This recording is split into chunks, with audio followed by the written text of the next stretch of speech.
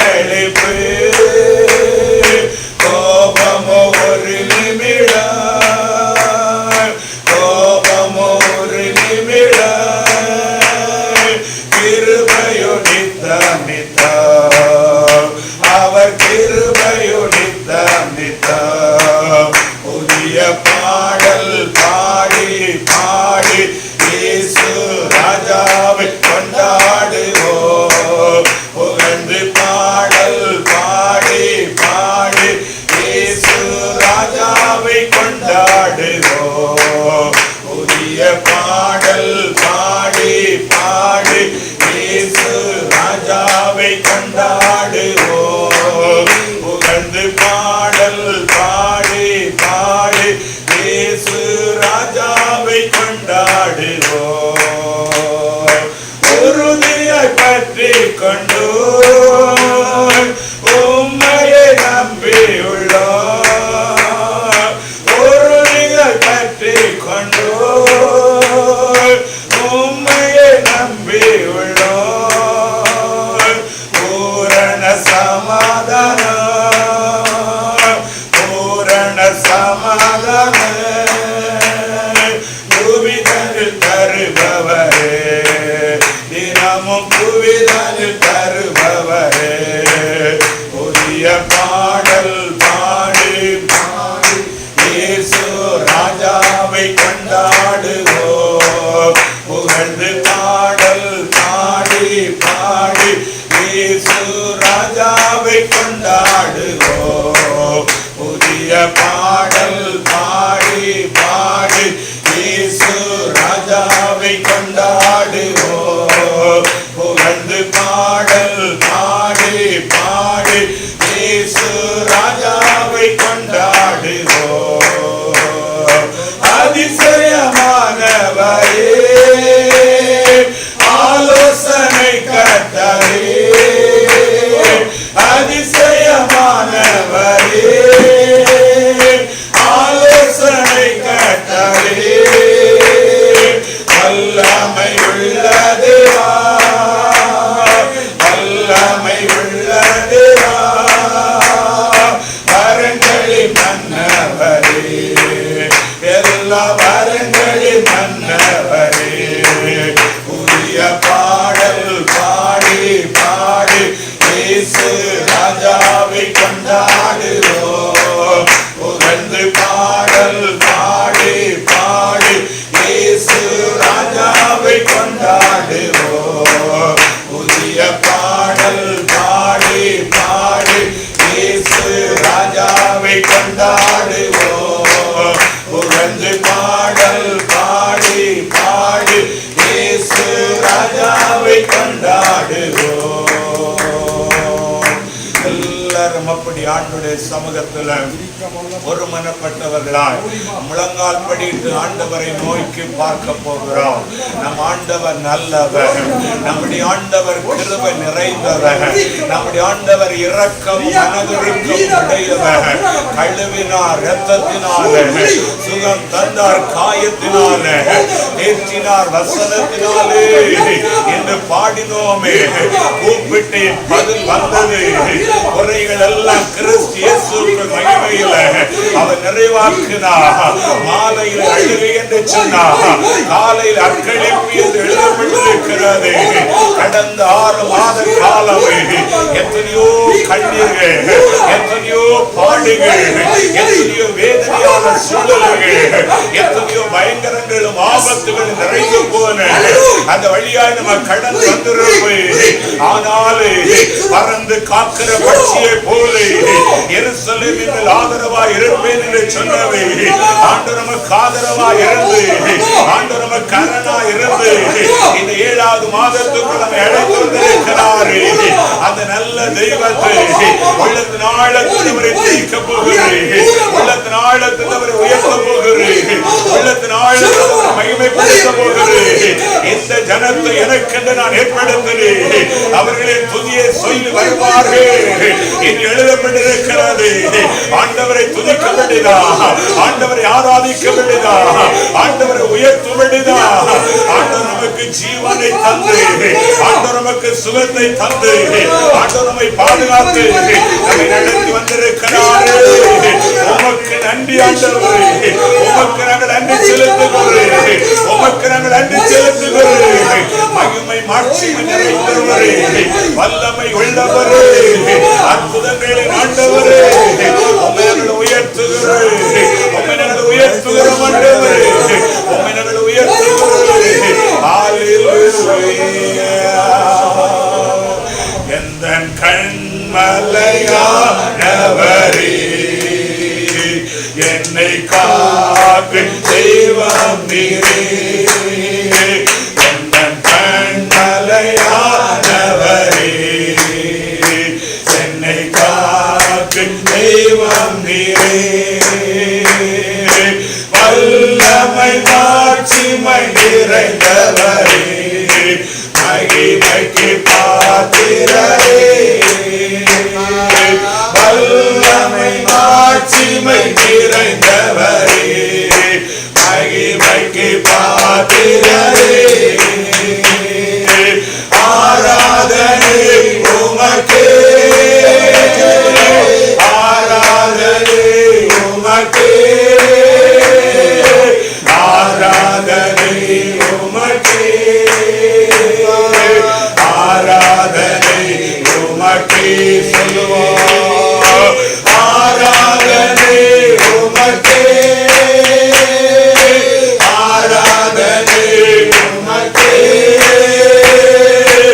ஆராதனை உமக்கே, ஆராதனை உமக்கே, எந்தன் சிறகுகளே நிழலே,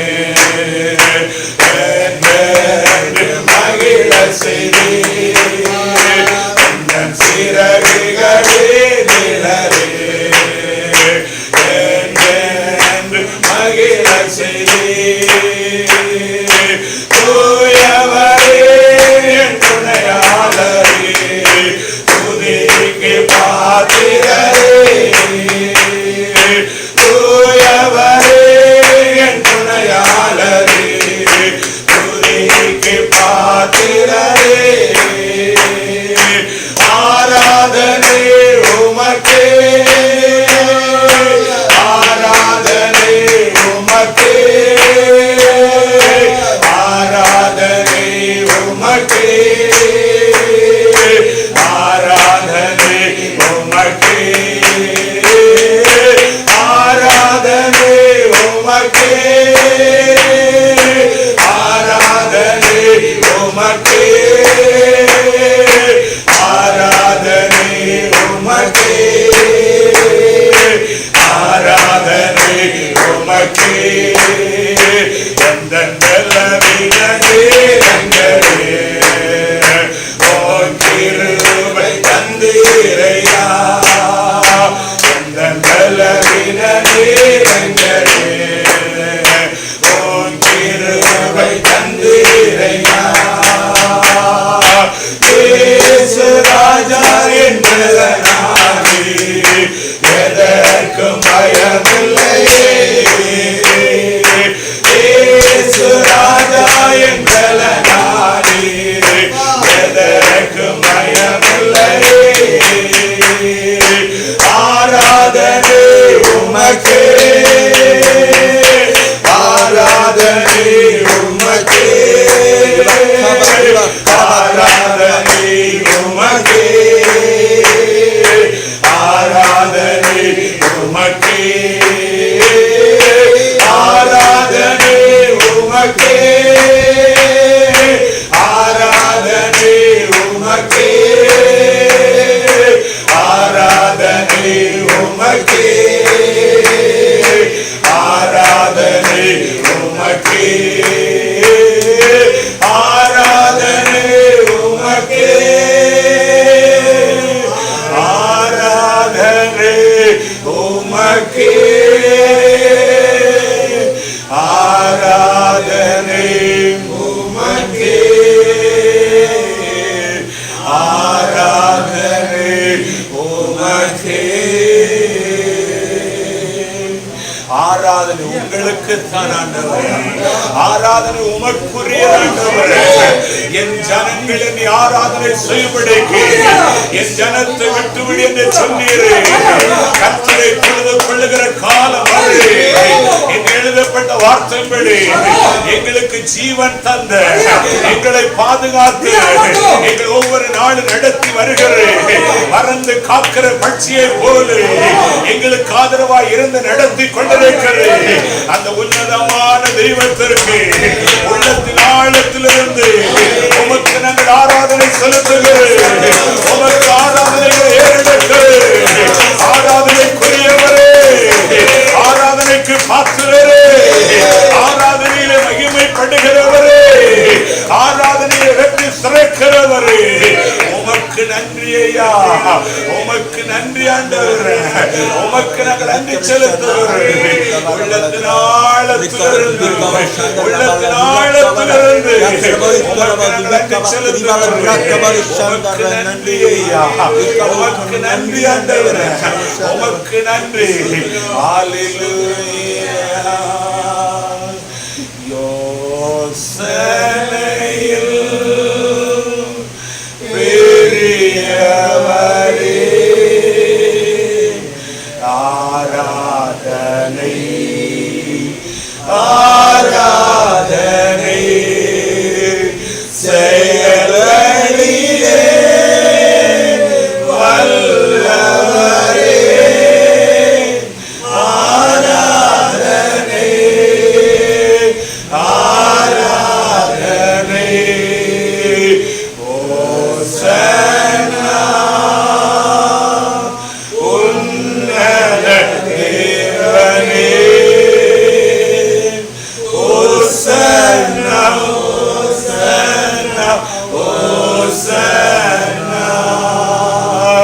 கண்மணி ஓ காப்பவரே, ஆராதனை ஆராதனை.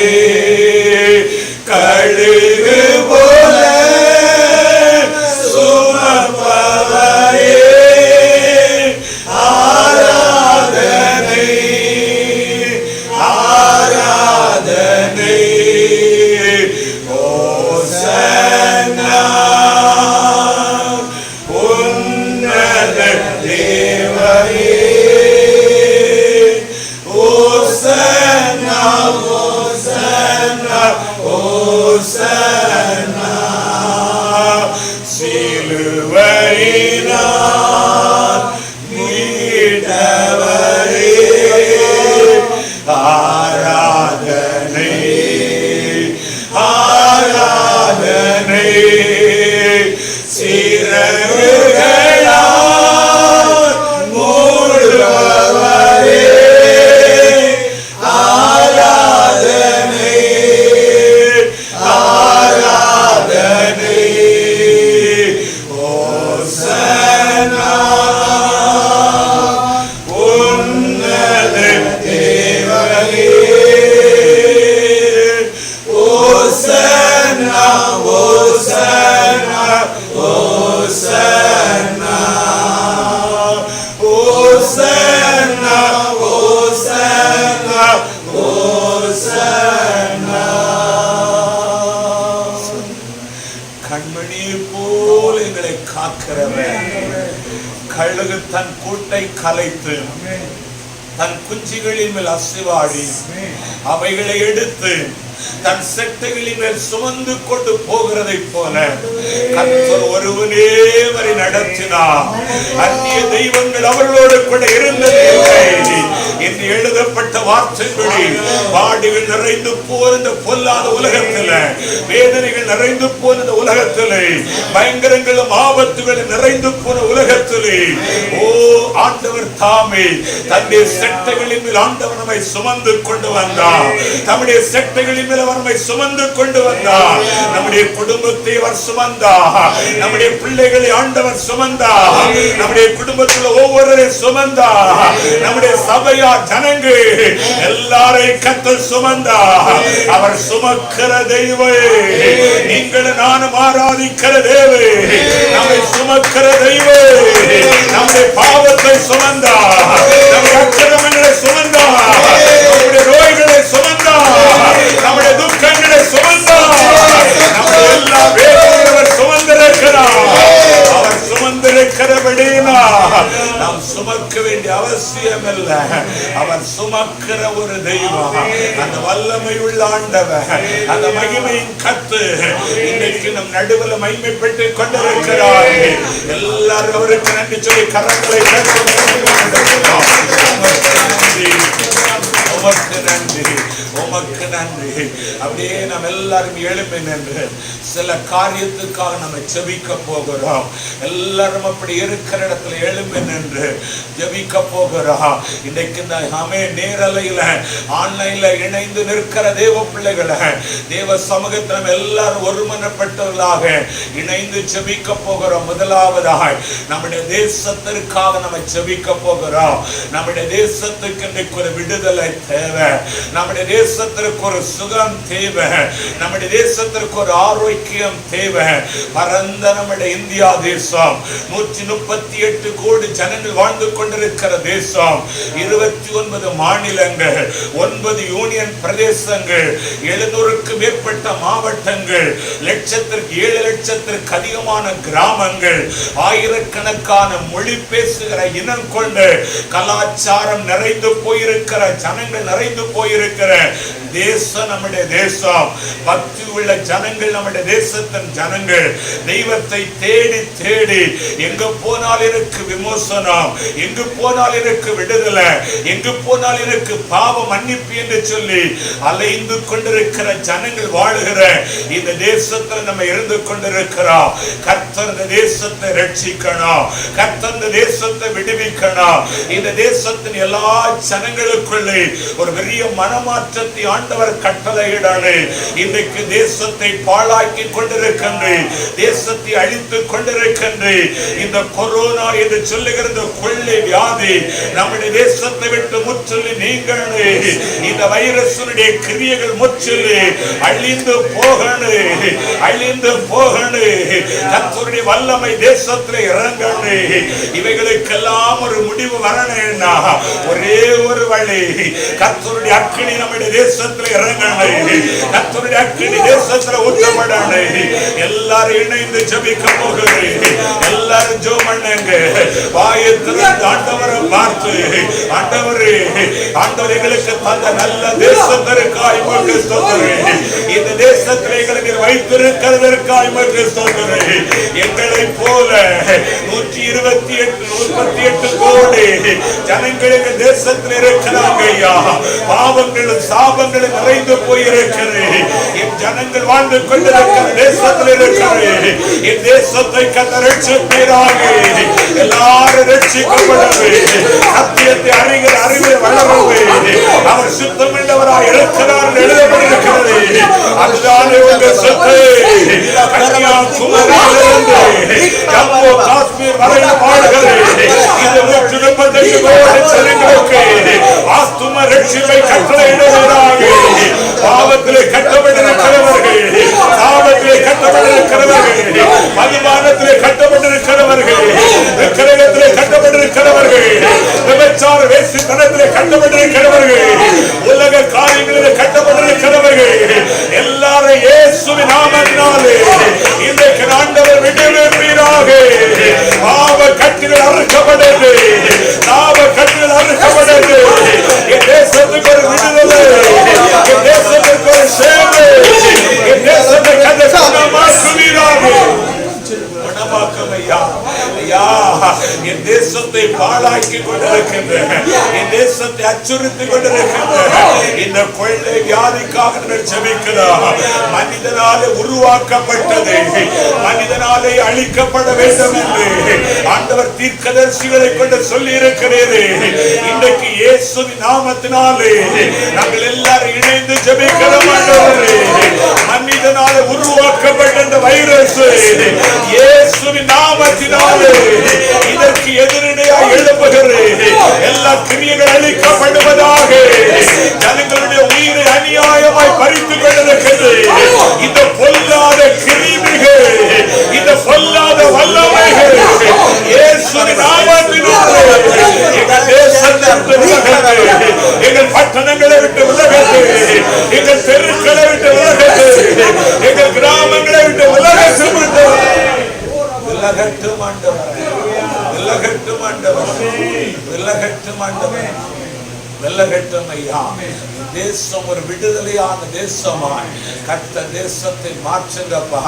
இது யாருக்கு எந்த பாதிப்பு வரக்கூடாது ஆண்டவரே. நாளுக்கு நாள் ஏறக்குறைய 20,000 ஜனங்களுக்கு மேலாக இன்றைக்கு எங்கள் தேசத்துல பாதிக்கப்பட்டு கொண்டிருக்கிறாங்க ஐயா. இதற்கு ஒரு முடிவை கொண்டு வாங்கப்பா. அன்னைக்கு காற்றுக்கும் கடலுக்கு நீர் கட்டளையிட்ட பொழுது அமைதல் உண்டானது அல்லவா? ஒரே ஒரு வார்த்தை சொல்லுவீரானா இந்த கொள்ளை வியாதிகளின் கிருமிகள் முற்றிலும் அது செயலிழந்து போகுமே. கர்த்தரபடி செய்கிறதற்காய் கரங்களை அது மாத்திரமல்ல, இன்னைக்கு வெட்டு கிளிகளினால் நம்முடைய தேசத்திற்கு பெரிய ஆபத்து வந்திருக்கிறது. மறுபடியும் வட மாநிலங்களில் வெட்டு கிளிகளினால் இன்னைக்கு பயிர் பச்சைகள் விவசாயங்கள் எல்லாம் இன்னைக்கு பாதிக்கப்பட்டு கொண்டிருக்கிறது. இதனுடைய நிலைமை மாறணும். இந்த வெட்டுக்கிளி என்பது அது ஒரு வாதை, கொள்ளை வியாதி என்பது ஒரு வாதை. அன்றைக்கு எகிப்து தேசத்தில் ஆண்டவர் தாமே 10 விதமான வாதைகளை அனுப்பினார்.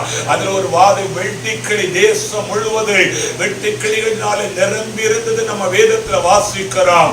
இந்த வாதைகள் நம்முடைய தேசத்தை விட்டு விலகணே. இந்த வெட்டுக்கிளியினுடைய தாக்குதல் இருந்தால் தேசத்திலே பஞ்சம் வந்துவிடும், ஆகார குறைச்சல் வந்துவிடு, ஜனங்கள் ஆகாரம் இல்லாமல் தத்தளிக்கிற நிலைமை வந்துவிடு. இப்படிப்பட்ட ஒரு சாபக்கேடான காரியம் தேசத்துல வரக்கூடாது. கர்த்தர் தாமே இந்த வெட்டுக்கிளிகளை அப்புறப்படுத்தணும். அதற்காக நம்ம ஜெபிப்போமா? அதற்காக ஜெபிக்க போகிறேன். எல்லாரும் வருகிறத உயர்த்தி ஜெபிக்க போகிறேன். ஐயா, இன்னைக்கு எங்கள் தேசத்துல வெட்டுக்கிளிகளினாலே ஒரு பெரிய சேதங்கள் வந்திருக்கிறது அறிகிறேன்.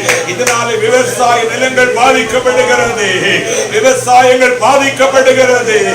விவசாயிகள் ஐயா நஷ்டத்திலும் அழிவுக்கு நேராய் போய்கொண்டிருக்கிறார்கள். இந்த வாதையாகிய வெட்டுக்களை நான் அனுப்பின சேனையாகி வெட்டுக்கிளி என்று நாங்கள் யோவேலில் வாசிக்கிறோமே.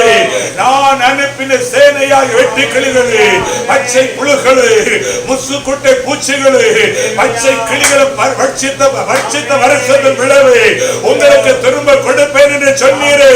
வெட்டு கிளிகளினால் வந்த சேதங்கள் இயேசுவின் நாமத்தினாலே மாறட்டு. இந்த வெட்டு கிளிகளை கர்த்தர் விலக்குவீராக.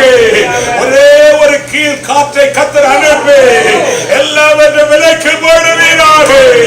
என் தேசம் ஒரு ஆசீர்வாதமான தேசமாக, என் தேசம் மாறும்படிக்கு ஆண்டவர் உதவி செய்யுங்கப்பா. உதவி செய்யுங்க ஆண்டவரே, உதவி செய்யுங்கப்பா, உதவி செய்யுங்க ஐயா.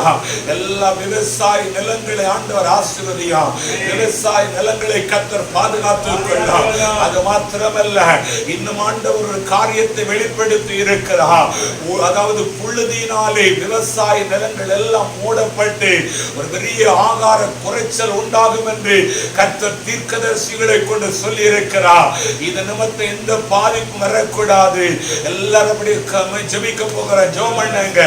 புழுதி புயல் என்று சொல்லுகிறேன். ஒரு புழுதி புயல் வேகமாய் வந்து அது விவசாய நிலங்கள் எல்லாவற்றையும் மூடி போடும் என்று ஆண்டவர் முன்குறித்திருக்கிறீரே. இதோ நாங்கள் உம்மை நோக்கி பார்க்கிறோம் ஐயா. என் ஆண்டவர் மனமிறங்குவீராக, ஆண்டவர் மனமிறங்குவீராக. எந்த சேதங்கள் எங்கள் தேசத்தில் வராதபடிக்கு, ஆண்டவரை பாதிப்புகள் வராதபடிக்கு என் ஆண்டவர் காத்துக்கொள்ளும், காத்துக்கொள்ளும். கர்த்தருடைய செய்கிறதற்காய் கரங்களை ஆண்டவரை சோதரிப்பார். சோத்திரம் சோத்திரம். அது மாத்திரமல்ல, அது மாத்திரமல்ல, இன்றைக்கு தேசத்தின் எல்லைகளில் ஒரு பெரிய ஆபத்தான சூழ்நிலை. நம்முடைய இந்தியா தேசம் பல விதத்தில் நெருக்கப்படுகிறது. பாகிஸ்தானினால, தீவிரவாதிகளினால தேசத்திற்கு நெருக்கம். நேபாள தேசத்து நிமித்தமாக ஒரு பெரிய நெருக்கம். அது மாத்திரமல்ல, சீனா தேசத்து நிமித்தமாய் நம்முடைய தேசம் ஒரு பெரிய நெருக்கம். ஒரு பெரிய போர் மேகத்தினால்தான் ஜனங்கள் ஒரு பயத்திலும் தத்தளிப்பிலும் இருந்து கொண்டிருக்கிறாங்க. எப்ப என்ன நடந்து விடுமோ என்று சொல்லி ஆண்டவர் தாம் இந்த காரியத்துல சம்பந்தப்பட்டவருடைய உள்ளத்துல கர்த்தர் பேசி ஒரு சமாதானத்தை ஆண்டவர் கட்டளையிடணும். அப்பாவி ஜனங்கள் அழிந்து விடக் கூடாது. ராணுவ வீரர்களுக்கு அழிந்து விடக்கூடாது. கர்த்தரே எல்லாரையும் பாதுகாக்கணும். எல்லாரும் வலது கரத்தை உயர்த்தி நம்ம ஜெபிப்போம். ஆண்டவரை நோக்கி பார்த்து நம்ம கருத்தாய் பாரத்தோடு ஜெபிக்க போகிறோம்.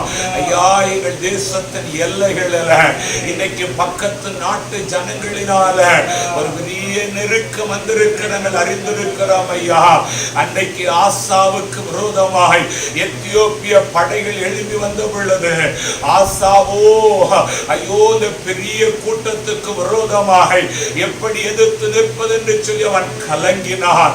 ஆனாலும் கூட இதற்கு ஒரே ஒரு வழி, கர்த்தரை சார்ந்து நின்றால் மாத்திரமே முடியும் என்று சொல்லி பலமுள்ளவனுக்காகிலும் பலனற்றவனுக்காக உதவி செய்வது உமக்கு லேசான காரியம் என்று சொல்லி ஆண்டவரை சார்ந்து நின்ற பொழுது கர்த்தரோ பெரிய படைகளை மேற்கொள்ளக்கூடிய ஒரு கிருபையை கட்டளையிட்டு இருக்கிறீங்கப்பா.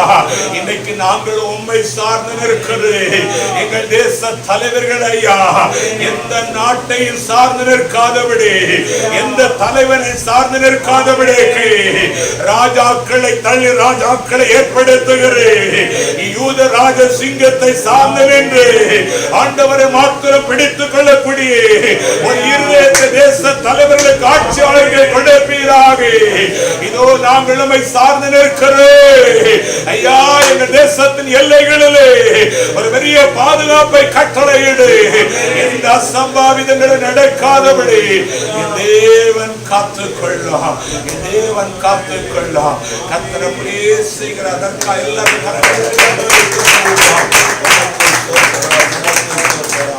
ஜபத்தை கேட்டீருமக்கு நன்றி. பதில் தந்தீருமக்கு நன்றி. எங்களை ஜபிக்க வைத்தீருமக்கு ஸ்தோத்திரம். இயேசுவின் நாமத்தில் பிதாவே, ஆமென். ஆமென். அப்படி நின்றவாறு சங்கீதங்களின் புத்தகத்தை நம்ம எல்லாரும் சேர்ந்து வாசிக்கும்படி நாம் ஆயத்தப்படுவோம். சங்கீதங்களின் புத்தகத்தை நம்ம எல்லாரும் சேர்ந்து வாசிக்கும்படி 85வது சங்கீதம். சங்கீதங்களின் புத்தகம் 85வது சங்கீதத்தை நம்ம எல்லாரும் சேர்ந்து நாம் வாசிக்கும்படி நாம் ஆயத்தப்படுவோம். கர்த்தாவே, உமது தேசத்தின் மேல் பிரிய வைத்து யாக்கோபின் சிறையிருப்பை திருப்பினீர். உமது ஜனத்தின் அக்கிரமத்தை மன்னித்து அவர்கள் பாவத்தை எல்லாம் மூடினீர். உமது உக்கிரகத்தை எல்லாம் அடக்கி கொண்டு உமது கோபத்தின் எரிச்சலை விட்டு திரும்பினீர். எங்கள் ரட்சிப்பின் தேவனே, நீர் எங்களை திருப்பி கொண்டு வாரு. எங்கள் மேல் உள்ள உமது கோபத்தை ஆற பண்ணு. என்றைக்கு எங்கள் மேல் கோபமாய் இருப்பீரோ தலைமுறை தலைமுறையாக உமது கோபத்தை நீடிக்க பண்ணுவீரோ. உமது ஜனங்கள் உம்மை மகிழ்ந்திருக்கும்படி நீர் எங்களை திரும்பவும் உயிர்ப்பிக்க மாட்டீரோ. கர்த்தாவே, உமது கிருபையை எங்களுக்கு காண்பித்து உமது ரட்சிப்பை எங்களுக்கு அருளை செய்யும். கர்த்தராகிய தேவன் விளம்புவதை கேட்பேன். அவர் நம்முடைய ஜனங்களுக்கு நம்முடைய பரிசுத்தவான்களுக்கு சமாதானம் கூறுவார். அவர்களோ மதிகேட்டுக்கு திரும்பாதிருப்பார்களாக. நம்முடைய தேசத்தில் மகிமை வாசமாயிருக்கும்படி அவருடைய ரட்சிப்பு அவருக்கு பயந்தவர்களுக்கு சமீபமாயிருக்கிறது. கிருபையும் சத்தியமும் ஒன்றை ஒன்று சந்திக்கும். நீதியும் சமாதானமும் ஒன்றை ஒன்று முத்தம் செய்யும். சத்தியம் பூமியிலிருந்து முளைக்கும். நீதி வானத்திலிருந்து தாழ பார்க்கும். கர்த்தர் நன்மையானதை தருவார். நம்முடைய தேசம் தன் பலனை கொடுக்கும். நீதி அவருக்கு முன்பதாக சென்று அவருடைய அடிச்சுவடுகளின் வழியில நம்மை நிறுத்தும். ஹல்லேலூயா, ஹல்லேலூயா, ஹல்லேலூயா, ஹல்லேலூயா.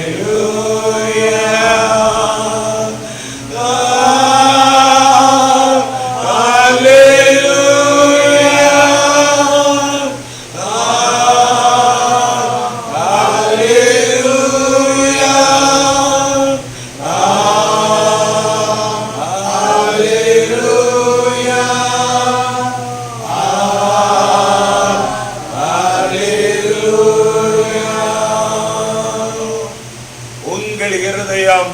கலங்காதிருப்பதாக. தேவனிடத்தில் விசுவாசமாயிருங்கள், என்னிடத்திலும் விசுவாசமாயிருங்கள் என்று இயேசு சொல்லியிருக்கிறார். தேவனுக்கு ஏற்கும் பலிகள் நொறுங்குண்ட ஆவிதான்.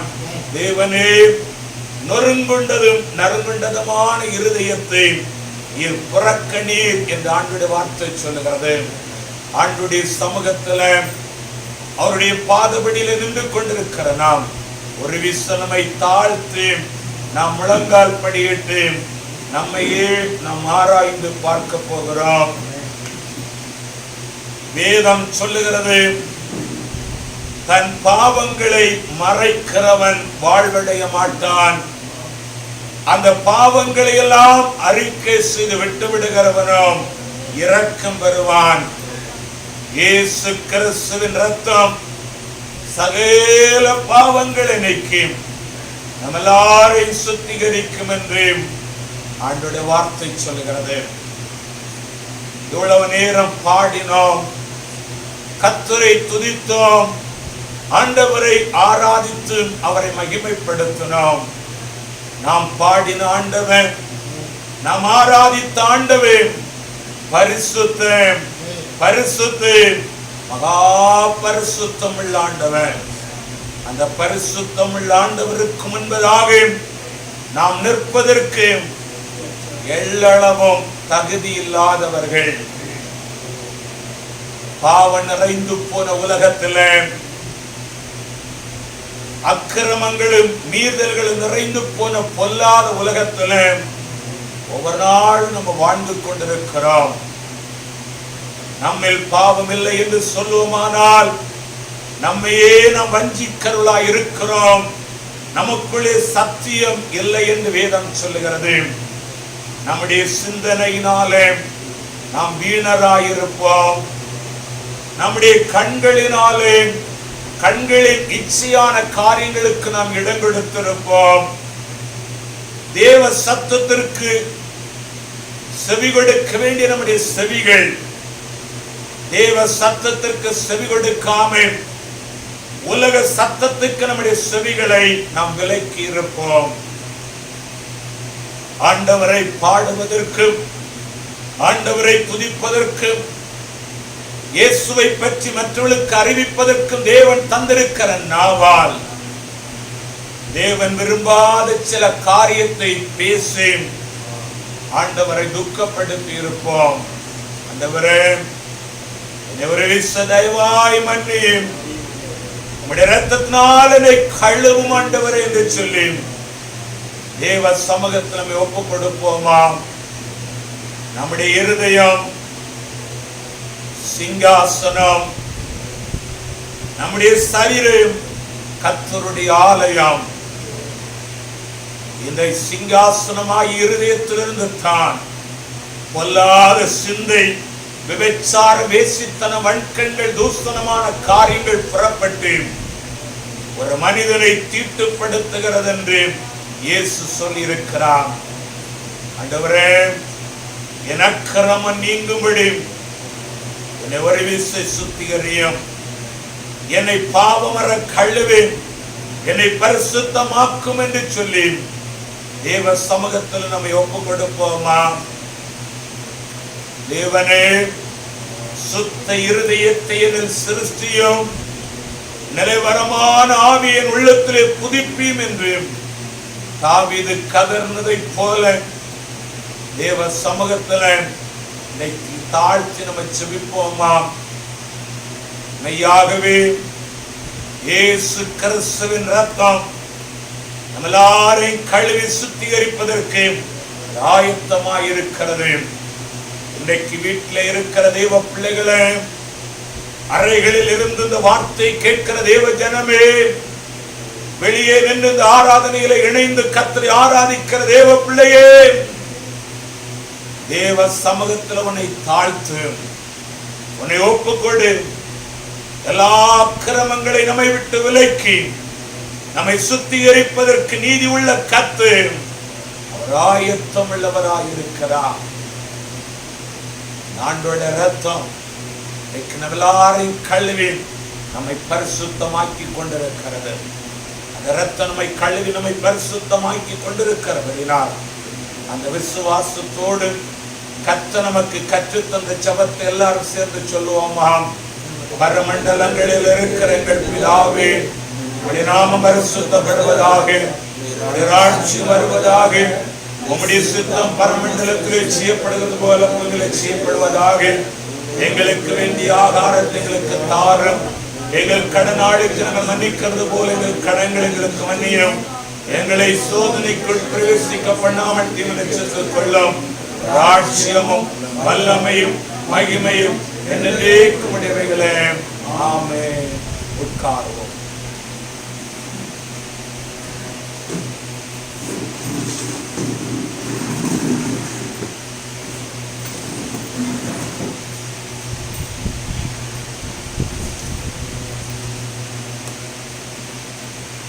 கர்த்தருடைய பரிசுத்த நாமத்திற்கு மகிமை உண்டாவதாக.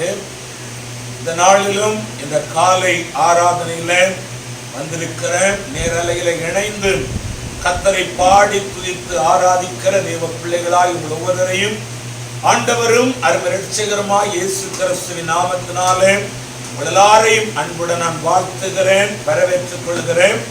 ஆண்டவருடைய கிருபை, சமாதானம், பாதுகாப்பு, ஆசீர்வாதம் உங்களோடு கூட இருப்பதாக. இந்த வருடத்தின் ஜெபத்தோடு கூட நாம் ஆரம்பித்தோம். 6 மாதங்களை நாம் முடித்து 7வது மாதத்தை காணும்படி ஆண்டவர் நமக்கு உதவி செய்திருக்கிறார்.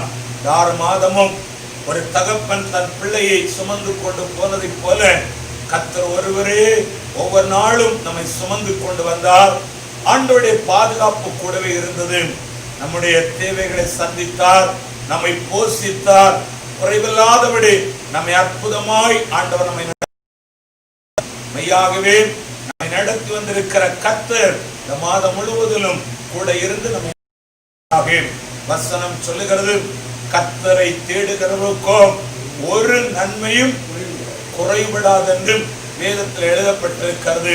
உண்மையாய் தேவ பிள்ளைகளாகிய நம்மை அவர் குறைவில்லாதபடிக்கு இயேசுவுக்குள் மகிமையில ஆண்டவர் ஆச்சரியமாய் ஆண்டவர் நடத்துவார்.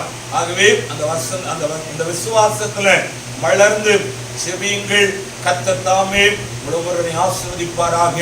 நாட்களில் கொரோனா எல்லா இடங்களிலும் அதிகமாய் தீவிரித்துக் கொண்டிருக்கிறது நம்மை அறிந்திருக்கிறோம். அறிந்திருக்கிற தேவ பிள்ளைகள் ஜாக்கிரதையாய் கவனமாய் தேவ சமூகத்துல பாதுகாப்பாய் இருங்கள், செவியுங்கள். வாஞ்சை உள்ளவர்கள் கர்த்தருடைய ஆலயத்திலே வந்து நீங்கள் ஆராதியுங்கள், கர்த்தரை மகிமைப்படுத்துங்கள். ஆண்டவருடைய கிருபை உங்களோடும் உங்கள் குடும்பத்தோடும் இருந்து உங்களை பாதுகாத்து நடத்துவதாக. இந்த நாளிலும் ஒரு வசனத்தை வாசித்து நம்ம தியானித்து ஜெபிக்க போகிறோம்.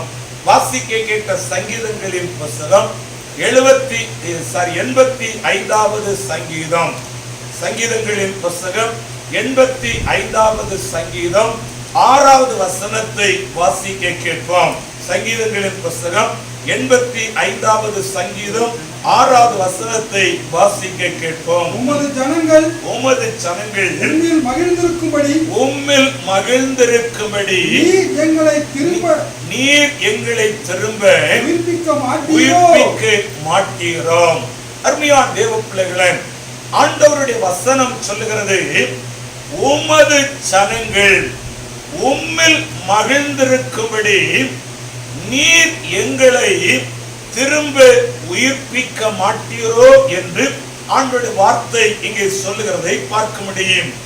உமது ஜனங்களை நீர் திரும்ப உயிர்ப்பிக்க மாட்டீரோ என்று சொல்லி வேதத்திலே எழுதப்பட்டிருக்கிறதை பார்க்க முடியும்.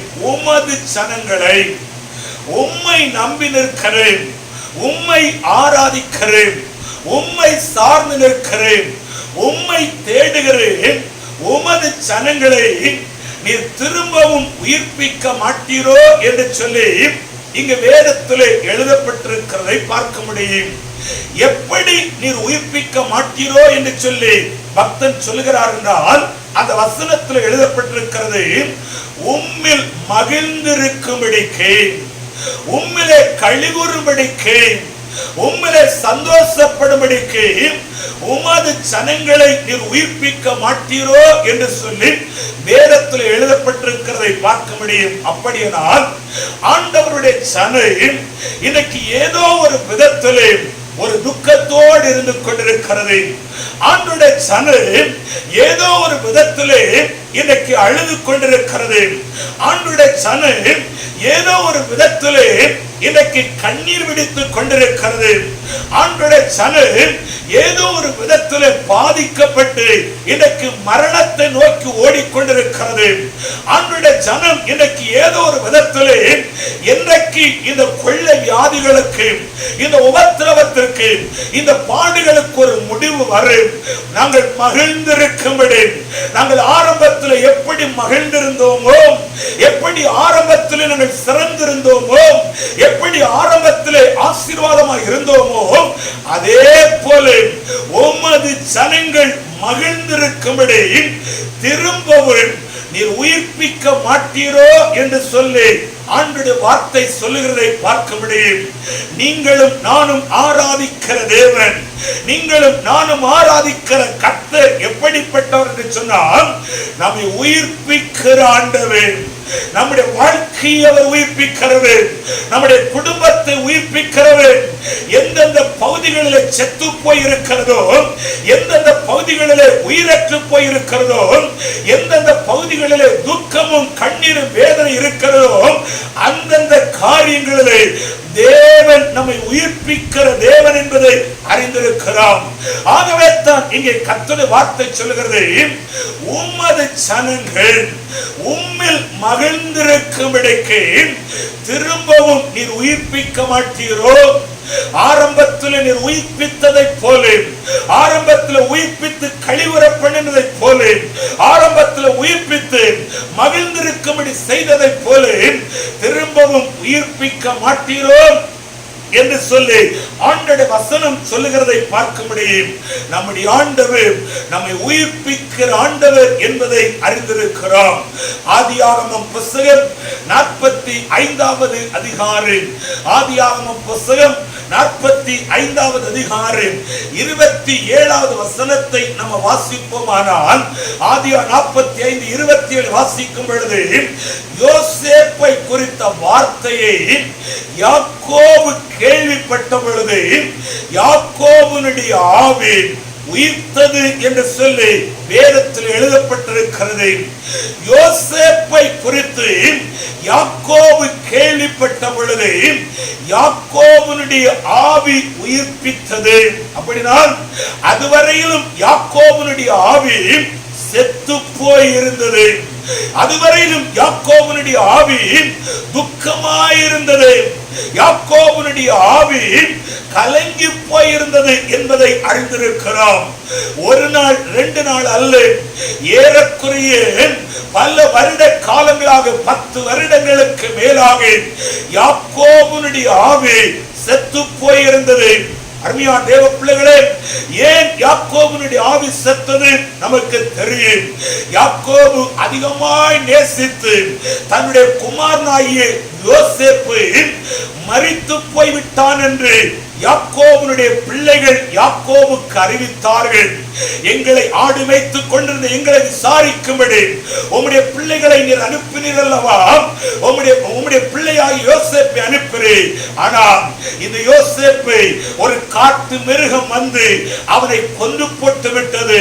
இதோ உன்னுடைய வஸ்திரம் என்று சொல்லி யாக்கோபுக்கு முன்பதாக போட்ட பொழுது யாக்கோபு கதற ஆரம்பிக்கிறான், யாக்கோபு அழ ஆரம்பிக்கிறான். நான் நேசித்த என்னுடைய செல்ல மகன் யோசேப்பு இந்த உலகத்திலே மற்ற சகோதரர்கள் செய்கிற தவறுகளை அவன் எனக்கு எச்சரிக்கிற ஒரு நல்ல யோசேப்பு இன்றைக்கு மரித்து விட்டானே என்று சொல்லி யோசேப்புனுடைய இழப்பை தாங்க முடியாம ஒவ்வொரு நாளும் அவன் அழுது கொண்டிருக்கிறான். யாக்கோபு ஒவ்வொரு நாளும் துக்கப்பட்டு கொண்டிருக்கிறான். யோசேப்பை இழந்து விட்டு, யோசேப்பை இழந்து விட்டு, யோசேப்பு மரித்து விட்டான் என்று சொல்லி யாக்கோபு ஒவ்வொரு நாளும் அவன் அழுது கொண்டிருக்கிறான். ஆனால் 10 வருடங்களுக்கு பின்பு ஒரு நாள் தேசத்தில் உலகத்தில் பெரிய பஞ்சம் உண்டாயிற்று. எகிப்திலே தானியத்தை வாங்கி வரும்படிக்கு யாக்கோபு பிள்ளைகளை அனுப்பும் பொழுது எந்த யாக்கோபு தன் பிள்ளை மரித்து போய்விட்டது என்று சொல்லி நினைத்தானோ அந்த யோசேப்பு தானியத்தை எல்லாருக்கும் கொடுத்து கொண்டிருக்கிறான். யோசேப்பு உயிரோடு கூட இருக்கிறான் என்று சொல்லுகிற செய்தி யாக்கோபுக்கு அறிவிக்கப்பட்டது. யாக்கோபு அந்த செய்தியை கேள்விப்பட்ட பொழுது அவனுடைய ஆவி உயிர்ப்பித்தது என்பதை குறித்து வேதத்தில் எழுதப்பட்டிருக்கிறதை பார்க்க முடியும். இன்றைக்கு இந்த கால வேளையிலும் ஆண்டவருடைய வார்த்தை கேட்டுக் கொண்டிருக்கிற தேவ பிள்ளையே, நீ ஏதோ ஒரு இடத்திலிருந்து ஆண்டவர் வார்த்தையை கேட்டுக் கொண்டிருக்கலாம். ஏதோ ஒரு பட்டணத்திலிருந்து ஆண்டவருடைய வார்த்தையை நீ கேட்டுக் கொண்டிருக்கலாம். இல்லாவிட்டால் ஏதோ ஒரு தேசத்திலிருந்து ஆண்டவருடைய வார்த்தையை நீ கேட்டுக் கொண்டிருக்கலாம். உன் குடும்பத்திலே, உன் வாழ்க்கையிலே, உன்னுடைய நிலைமையிலே ஏதோ ஒரு காரியம் சம்பவித்தது நிமித்தமாய் இன்றைக்கு நீ துக்கத்தோடு இருந்து கொண்டிருக்கலாம். நீ அழுது கொண்டிருக்கலாம். நீ கலக்கத்தோடு நின்று கொண்டிருக்கலாம். ஏன் என் வாழ்க்கையில் இது நடந்தது? ஏன் என் வாழ்க்கையில் இது சம்பவித்தது? இது ஏன் என் வாழ்க்கையில் இந்த காரியம் நடந்தது என்று சொல்லி இன்றைக்கு நீ துக்க முகத்தோடு இருந்து கொண்டிருக்கலாம். அன்றைக்கு யாக்கோபு எப்படி ஒரு நற்செய்தியை கேட்ட பொழுது அவனுடைய ஆவி உயிர்ப்பித்தது. இன்றைக்கு கர்த்தருடைய வார்த்தை உன்னை தேடி வருகிறது. ஆண்டவருடைய ஆவி உலர்ந்து போயிருக்கிற உன் ஆத்துமாவே, சோர்ந்து போயிருக்கிற உன் ஆத்துமாவே இன்றைக்கு உயிர்ப்பிக்கிறது. வசனம் சொல்லுகிறது, உமது ஜனங்கள் மகிழ்ந்திருக்கும்படி திரும்பவும் நீர் அவர்களை உயிர்ப்பிக்க மாட்டீரோ? இது 7வது மாதத்தின் முதல் ஞாயிற்றுக்கிழமையிலே கர்த்தருடைய வார்த்தை கேட்கிற தேவ பிள்ளையே, உயிர்ப்பிக்கிற ஆண்டவர் இன்றைக்கு உன்னை சந்திக்கிறார். உயிர்ப்பிக்கிற ஆண்டவர் உன்னைக்கு வீட்டுக்குள்ள வந்திருக்கிறார். உயிர்ப்பிக்கிற ஆண்டவர் உன் அருகில வந்திருந்து உன்னை அவர் பலப்படுத்திக் கொண்டிருக்கிறார். அழுது கொண்டிருந்த யாக்கோபு, துக்கத்தோடு இருந்த யாக்கோபு, யோசேப்பு உயிரோடு கூட இருக்கிறான் என்று சொல்லி கேள்விப்பட்ட உடனே அந்த சந்தோஷத்தினாலே அவனுடைய ஆவி உயிர்ப்பித்தது என்பதை அறிந்திருக்கிறோம். அது மாத்திரமல்ல, எசேக்கியேல் தீர்க்கதரிசன புத்தகம் 37வது அதிகாரம் 11வது வசனத்தை வாசிப்போமானால், எசேக்கியேல் 37வது அதிகாரம் 11வது வசனத்தை வாசிப்போமானால், இஸ்ரவேல் ஜனங்கள் எல்லாரும் சொல்லுகிற ஒரு காரியம், இதோ எங்கள் எலும்புகள் உலர்ந்து போயிற்று. இஸ்ரவேல் ஜனங்கள் சொல்லுகிறார்கள், எங்கள் எலும்புகள் எல்லாம் உலர்ந்து போய்விட்டது. எங்கள் நம்பிக்கை அற்று போயிற்று. நாங்கள் அறுப்புண்டு போகிறோம் என்றார்கள் என்று சொல்லி வேதத்தில் சொல்லப்பட்டிருக்கிறது. இஸ்ரவேல் ஜனங்கள் பாபிலோனிலே சிறைபிடிக்கப்பட்டு 70 வருட காலம் சிறையிருப்பில் இருந்து கொண்டிருக்கிறார்கள். அந்த சிறையிருப்பும் அவர்களுக்கு பல உபத்திரவத்தை கொடுத்தது, பல வேதனையான காரியத்தை கொடுத்தது. இன்றைக்கு இந்த சிறையிருப்பு மாறும், இன்றைக்கு எங்கள் சொந்த தேசத்திற்கு போவோம் என்று சொல்லி எதிர்பார்ப்போடு கூட காத்திருக்கிறார்கள். இந்த 70 வருட கால சிறையிருப்பு இவர்கள் என்ன செய்து விட்டது என்று சொன்னால் உலர செய்து விட்டது என்பதை அறிந்திருக்கிறோம். அந்த ஜனங்கள் தான் சொல்லுகிறார்கள், இதோ எங்கள் எலும்புகள் உலர்ந்து போய்விட்டது, எங்களுடைய நம்பிக்கை அற்று போய்விட்டது. என்ன நம்பிக்கை? சிறையிருப்பு மாறும் என்ற நம்பிக்கை, விடுதலை ஆவோம் என்ற நம்பிக்கை, சொந்த தேசத்திற்கு போவோம் என்று சொல்கிற நம்பிக்கை எங்களுக்கு அற்று போய்விட்டது. நாங்கள் அறுப்புண்டு போகிறோம் என்று சொல்லி வேதத்தில் எழுதப்பட்டிருக்கிறது. என் ஆவியிலே ஒரு காரியத்தை பார்க்கிறேன். வெளி தேசத்திலே, வெளி மாநிலங்களிலே இருந்து கர்த்தருடைய வார்த்தை கேட்கிற தேவ பிள்ளைகளே, நீங்களும் ஏதோ ஒரு விதத்திலே என்றைக்கு எங்கள் சொந்த தேசத்திற்கு போவோம், என்றைக்கு எங்கள் பட்டணத்திற்கு போவோம், என்றைக்கு எங்கள் குடும்பத்தாரோடு கூட சேருவோம், என்றைக்கு மனைவி பிள்ளைகளை பார்ப்போம் என்று சொல்லி எதிர்பார்ப்போடு ஒவ்வொரு நாளும், ஒவ்வொரு வாரமும், மாதமே எதிர்பார்ப்போடு கூட நீங்கள் இருக்கிறீர்கள். ஆனால் அந்த லாக்டவுன் அதிகமாய் நாளுக்கு நாள் அது எக்ஸ்டெண்ட் பண்ணுகிறதுனாலே உங்கள் எலும்பு உலர்ந்து போயிருக்கிறது. ஊருக்கு போவோம், குடும்பத்தை பார்ப்போம், எல்லாரோடு கூட சேர்ந்து இருப்போம் என்று இருக்கிற அந்த நம்பிக்கை அற்று போன நிலைமையில் ஏதோ ஒரு விதத்தில் எங்கேயோ இருந்து கர்த்தருடைய வார்த்தையை கேட்டுக் கொண்டிருக்கிறாய். இஸ்ரவேல் ஜனங்களும் அப்படித்தான் சொல்லிக் கொண்டிருந்தார்கள். எங்கள் எலும்புகள் உலர்ந்து போய்விட்டது, எங்கள் நம்பிக்கை அற்று போய்விட்டது, நாங்கள் அறுப்புண்டு போகிறோம் என்று சொன்னதை போல நீ சொல்லிக் கொண்டிருக்கலாம்.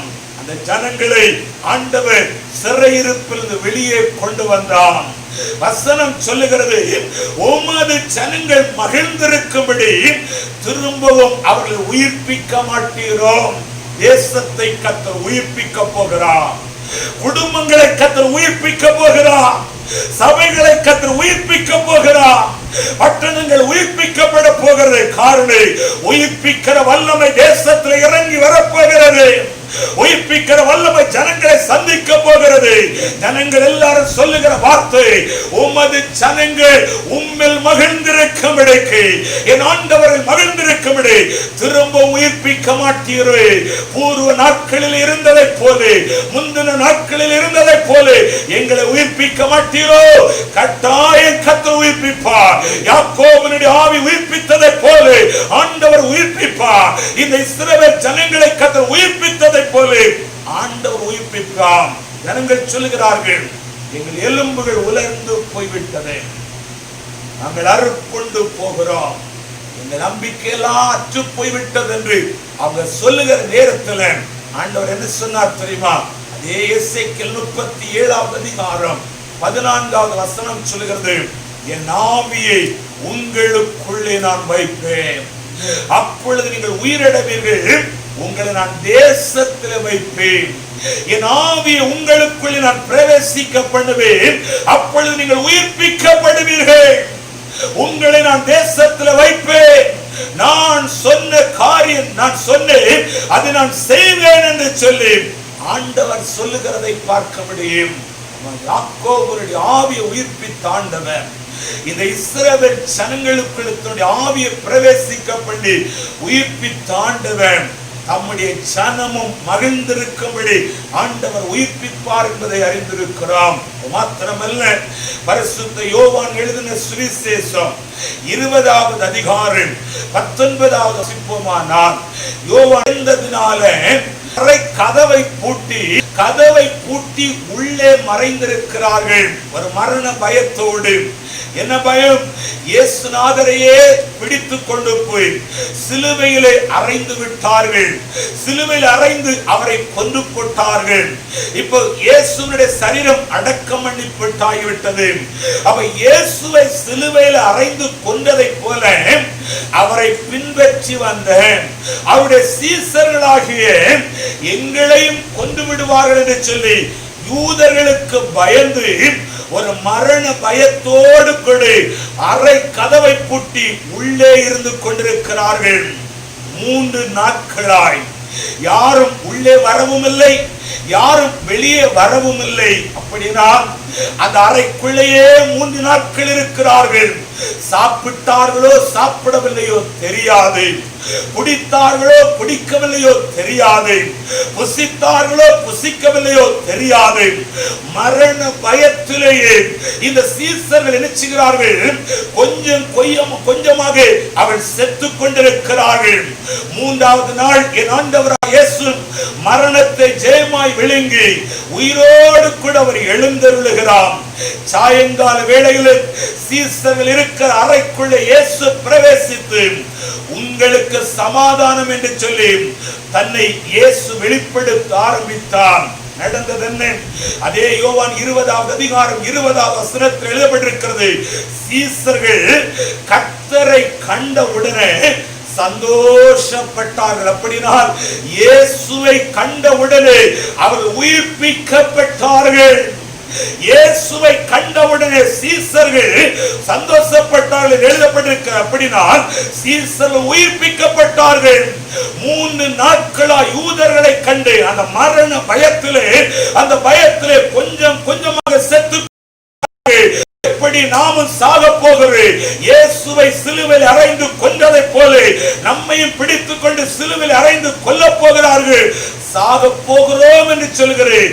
அந்த மரண பயத்துக்குள்ளேயே கொஞ்சம் கொஞ்சமாய் சாப்பிடாம, தண்ணீர் குடிக்காம, எந்த ஒரு காரியத்தையும் புசிக்காம கொஞ்சம் கொஞ்சமாக அப்படியே செத்து கொண்டிருக்கிறார்கள். சாயங்கால வேளையில் இயேசு உள்ளே பிரவேசித்து உங்களுக்கு சமாதானம் என்று சொல்லி அந்த வார்த்தையை சொல்லி சமாதானப்படுத்தினார். இயேசுவை கண்டவுடனே சீசர்கள் சந்தோஷப்பட்டார், உயிர்ப்பிக்கப்பட்டார்கள். திரும்பவும் அவர்கள் மகிழ்ந்திருக்கும்படி கர்த்தர் அவர்களை உயிர்ப்பித்தார் என்று வேதத்தில் எழுதப்பட்டிருக்கிறது. இன்னைக்கு இந்த கால வேளையில கர்த்தருடைய வார்த்தை கேட்கிற தேவ பிள்ளையே, நீ ஏதோ ஒரு விதத்துல நீ சோர்ந்து போயிருக்கலாம், நீ ஏதோ ஒரு விதத்துல நம்பிக்கையற்று போயிருக்கலாம், நீ ஏதோ ஒரு விதத்துல நீ கலக்கத்தோடு கண்ணீரோடு ஏதோ ஒரு காரியத்தில் நீ அழுது கொண்டிருக்கலாம். ஆண்டவருடைய வார்த்தை சொல்லுகிறது, தன்னுடைய ஜனம் மகிழ்ந்திருக்கும்படி திரும்பவும் ஆண்டவர் தன்னுடைய ஜனத்தை அவர் உயிர்ப்பிக்க போகிறார். தம்முடைய ஜனங்கள் மகிழ்ந்திருக்கும்படி ஆண்டவர் திரும்பவும் சபையை உயிர்ப்பிக்க போகிறார். தம்முடைய ஜனங்களை கர்த்தர் மகிழ்ந்திருக்கும்படி தேவ பிள்ளைகளை கர்த்தர் உயிர்ப்பிக்க போகிறார். ஆகவே தான் ஆபகுக்கு தீர்க்கதரிசியை கொண்டு ஆண்டவர் ஒரு வார்த்தை சொல்லி இருக்கிறார். ஆபகு தீர்க்கதரிசியின் புத்தகம் 3வது அதிகாரம், ஆபகுக்கு தீர்க்கதரிசியின் புத்தகம் 3வது அதிகாரம் 2வது வசனத்தில் எழுதப்பட்டிருக்கிறது. 1-2 வசனத்தை வாசிக்கும் பொழுது ஆபகுக்கு 3வது அதிகாரம் 1-2, ஆபகு தீர்க்கதரிசி சிகாயோனில் பாடின விண்ணப்பம், கர்த்தாவே நீ வெளிப்படுத்தினது நான் கேட்டேன். ஆபகுக்கு தீர்க்கதரிசிக்கு ஆண்டவர் வெளிப்படுத்தினார். என்ன வெளிப்படுத்தினார்? அதை அவர் எழுதுகிறார், கர்த்தாவே நீர் வெளிப்படுத்தினது நான் கேட்டேன், எனக்கு பயம் உண்டாயிற்று. கர்த்தாவே வருஷங்களின் நடுவிலே உம்முடைய கிரியைகளை உயிர்ப்பியும், வருஷங்களின் நடுவில் அதை விளங்க பண்ணும், கோபித்தாலும் இரக்கத்தை நினைத்தருளும் என்று வேதத்தில் எழுதப்பட்டிருக்கிறது. தேவ பிள்ளைகளே, வசனம் சொல்லுகிறது, கர்த்தாவே நீர் வெளிப்படுத்தினதை நான் கேட்டேன்.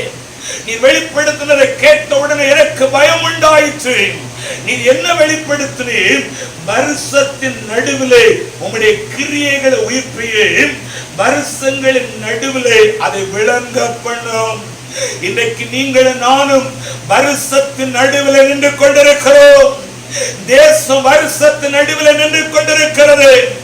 சபை வருஷத்தின் நடுவில் நின்று கொண்டிருக்கிறது. ஆண்டவருடைய ஜனம் இன்றைக்கு வருஷத்தின் நடுவில் நின்று கொண்டிருக்கிறது. வருஷத்தின் நடுவிலே தான் கர்த்தர் சொல்லுகிற காரியம், உமது ஜனங்கள் மகிழ்ந்திருக்கும்படி திரும்பவும் நீர் உயிர்ப்பிக்க மாட்டீரோ? ஆண்டவர் வருஷத்தின் நடுவிலே தன்னுடைய கிரியைகளை கர்த்தர் வெளிப்படுத்தி ஆண்டவர் உயிர்ப்பிப்பார். தன்னுடைய கிரியைகளை அவர் விளங்க பண்ணுவார் என்று வேதம் சொல்லுகிறது. இந்த கால வேளையிலே கர்த்தர் வார்த்தை கேட்கிற தேவ பிள்ளையே, ஆண்டவருடைய கிரியை தேசத்தில் வெளிப்படுகிறது. ஆண்டவருடைய கிரியை பட்டணங்களிலே வெளிப்படுகிறது. ஆண்டவருடைய கிரியை சபைகளுக்குள்ளே வெளிப்படுகிறது. எதற்கு தெரியுமா? உயிர்ப்பிக்கும்படிக்கு. உலர்ந்து போயிருக்கிறவர்களை, நம்பிக்கையற்று போயிருக்கிறவர்களை, அறுப்புண்டு போயிருக்கிறவர்களை, சோர்ந்து போயிருக்கிறவர்களை, வாழ்வதற்கு வழியே இல்லை, இனி அவ்வளவுதான் முடிந்து போய்விட்டது என்று சொல்லி நாம் கைவிடப்பட்டு போயிருக்கிறவர்களை உயிர்ப்பிக்கும்படிக்கு, திரும்ப உயிர்ப்பிக்கும்படிக்கு ஆண்டவர் தந்தை கிரியைகளை அவர் விளங்க பண்ணுவார் என்று வேதத்தில் எழுதப்பட்டிருக்கிறதை பார்க்க முடியும். உண்மையான தேவச்சனமே, நம்முடைய ஆண்டவர் உயிர்ப்பிக்கிற ஒரு ஆண்டவர். நம்முடைய ஆண்டவர் தன்னுடைய உயிர்ப்பிக்கிற வல்லமையை அவர் வெளிப்படுத்துகிறார். அதனால வசனம் சொல்கிறது, உமது ஜனங்கள் உம்மில் மகிழ்ந்திருக்கும்படி, உமது ஜனங்கள் உம்மில் மகிழ்ந்திருக்கும்படி நீர் அவரை திரும்பவும் உயிர்ப்பிக்க மாட்டீரோம். ஆண்டவர் கட்டாயம் அவர் உயிர்ப்பிப்பார், திரும்பவும் அவர் உயிர்ப்பிப்பார். ஆரம்ப நாட்களில், முந்தின நாட்களில், பூர்வ நாட்களில் ஆண்டவர் உயிர்ப்பித்ததை போல ஆண்டவர் உயிர்ப்பிப்பான். எப்படி உயிர்ப்பிப்பாம்? தம்முடைய ஆவியை அனுப்பி கர்த்தர் உயிர்ப்பிப்பாம்.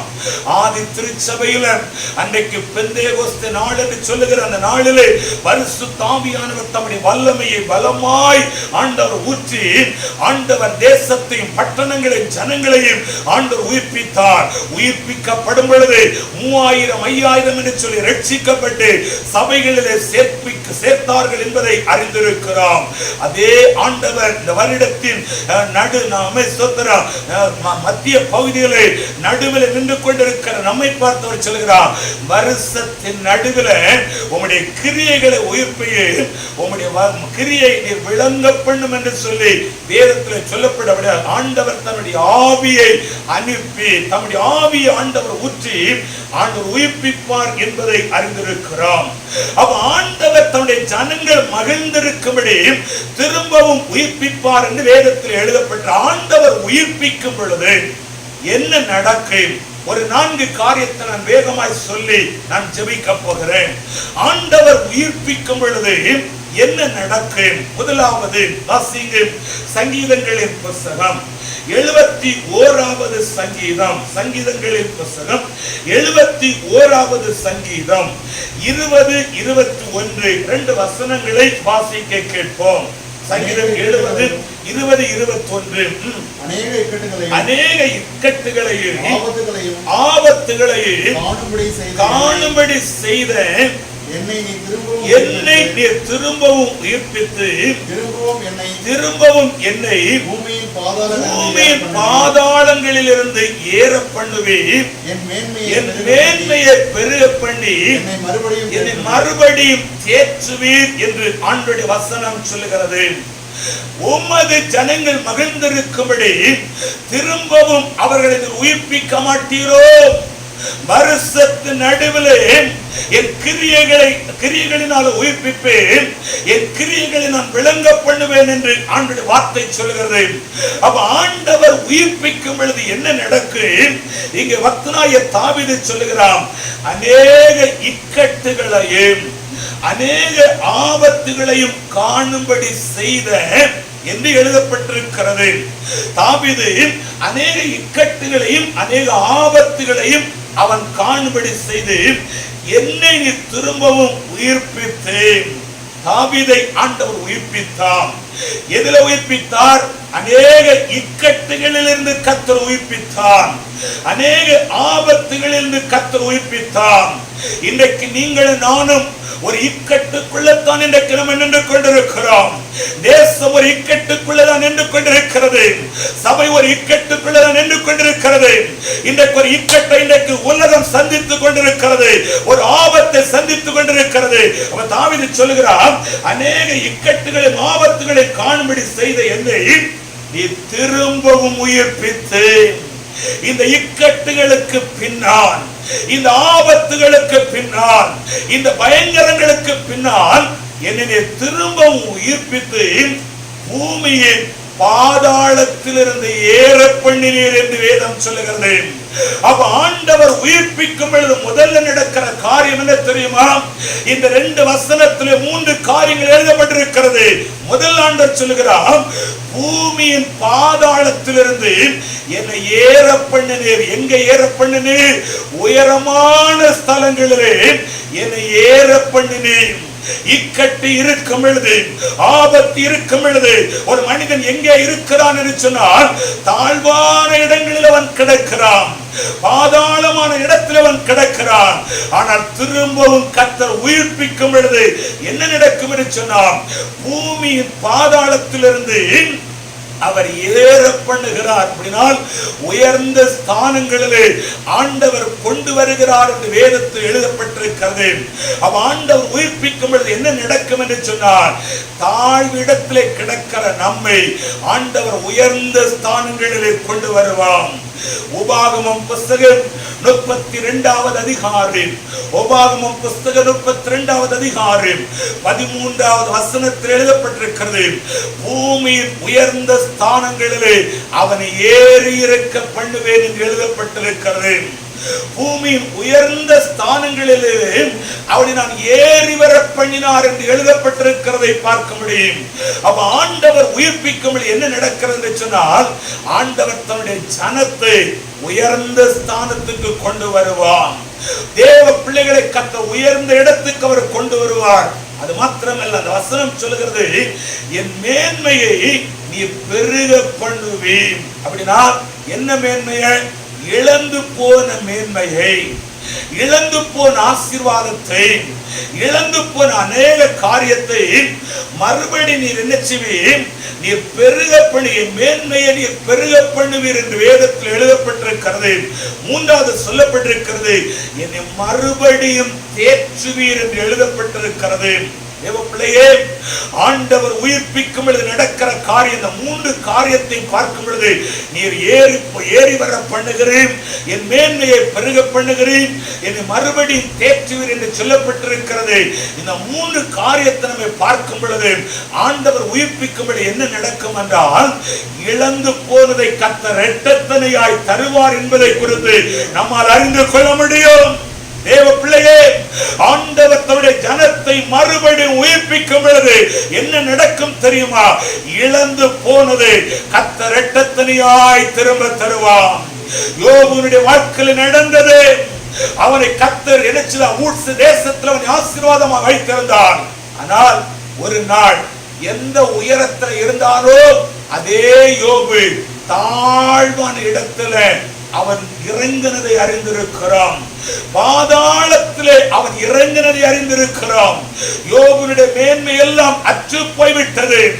யோபு என்று சொல்லி தெருவில் போகிறவர்கள் எல்லாரும் கைவூப்பி நின்றவர்கள் இன்றைக்கு யோபு ஒரு வேடிக்கை பொருளாய் பார்க்க ஆரம்பிக்கிறார்கள். மேன்மையை இழந்து நிற்கிறான். தேற்றுவார் அற்று போய் ஆதரவு இல்லாமல் எல்லாராலும் கைவிடப்பட்டு ஒரு பரியாச பொருளை போல யோபு மாற ஆரம்பித்தான். குறித்த காலம் வரும் பொழுது திரும்பவும் கர்த்தர் யோபுவை உயிர்ப்பிக்க ஆரம்பிக்கிறான். அவன் மகிழ்ந்திருக்கும்படி, அவன் கழிவுறும்படிக்கு மறுபடியும் கர்த்தர் யோபு உயிர்ப்பிக்க ஆரம்பிக்கிறார். உயிர்ப்பிக்கும்படி என்ன நடக்கிறது? எதையெல்லாம் அவன் இழந்தானோ, எந்த மகிமை இழந்தானோ, எந்த ஆடுகளை இழந்தானோ, ஒட்டகத்தை இழந்தானோ, வேலைக்காரர்களை இழந்தானோ, பிள்ளைகளை இழந்தானோ, மேன்மை இழந்தானோ, மறுபடியும் இரட்டத்தனையாய் அவன் திரும்ப பெற்று ஆசீர்வாதமாய் இருந்தான் என்பதை அறிந்திருக்கிறோம். அவன் கர்த்தர் உயிர்ப்பிக்கும் பொழுது முதல்ல நடக்கிறே தெரியுமா?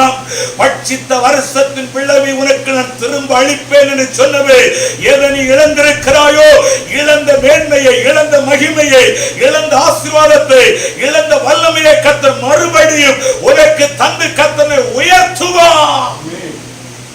உயர்த்துவார் என்பதை குறித்து வேதத்தில் சொல்லப்பட்டிருக்கிறதை பார்க்க முடியும். இதனால்தான் பக்தன் சொல்கிறான், உமது ஜனங்கள் உம்மில் மகிழ்ந்திருக்கும்படி திரும்பவும் நீ உயிர்ப்பிக்க மாட்டீரோ? எந்த தேசத்திலும் இல்லாத அளவுக்கு இன்றைக்கு நம்முடைய இந்தியா தேசத்துல ஜெபம் அதிகமாகி கொண்டிருக்கிறது. உயிர்ப்பியும் ஆண்டவரே, தேசத்தை உயிர்ப்பியும், ஜனத்தை உயிர்ப்பியும், பட்டணத்தை உயிர்ப்பியும், சபைகளை உயிர்ப்பியும், என்னை உயிர்ப்பியும் என்று ஒவ்வொரு தேவ பிள்ளைகளை கர்த்தர் உயிர்ப்பியும் என்று கதறுகிற கதறுதலை கர்த்தர் கேட்டுக் கொண்டிருக்கிறார். அந்த ஜெபம் பூரணம் அடையும் பொழுது ஆண்டவர் தன்னுடைய கிரியைகளை விளங்க பண்ணி கர்த்தர் உயிர்ப்பிக்க ஆரம்பிப்பார். உயிர்ப்பிக்கப்படும் பொழுது என்ன நடக்கும் என்று சொன்னார், எந்த பாதாளத்தில் இருந்தாயோ பாதாளத்தில் கிடக்கிற உன்னை கர்த்தர் தூக்கி உயரமான இடத்துக்கு கொண்டு வருவா. இழந்து போன மேன்மை மறுபடி உனக்கு தருவா. உன்னை ஆண்டவர் தாயை போல உன்னை தேற்றி ஆண்டவர் உன்னை ஆசீர்வாதமாக உன்னை வைப்பார் என்பதை குறித்து வேதத்தில் எழுதப்பட்டிருக்கிறது.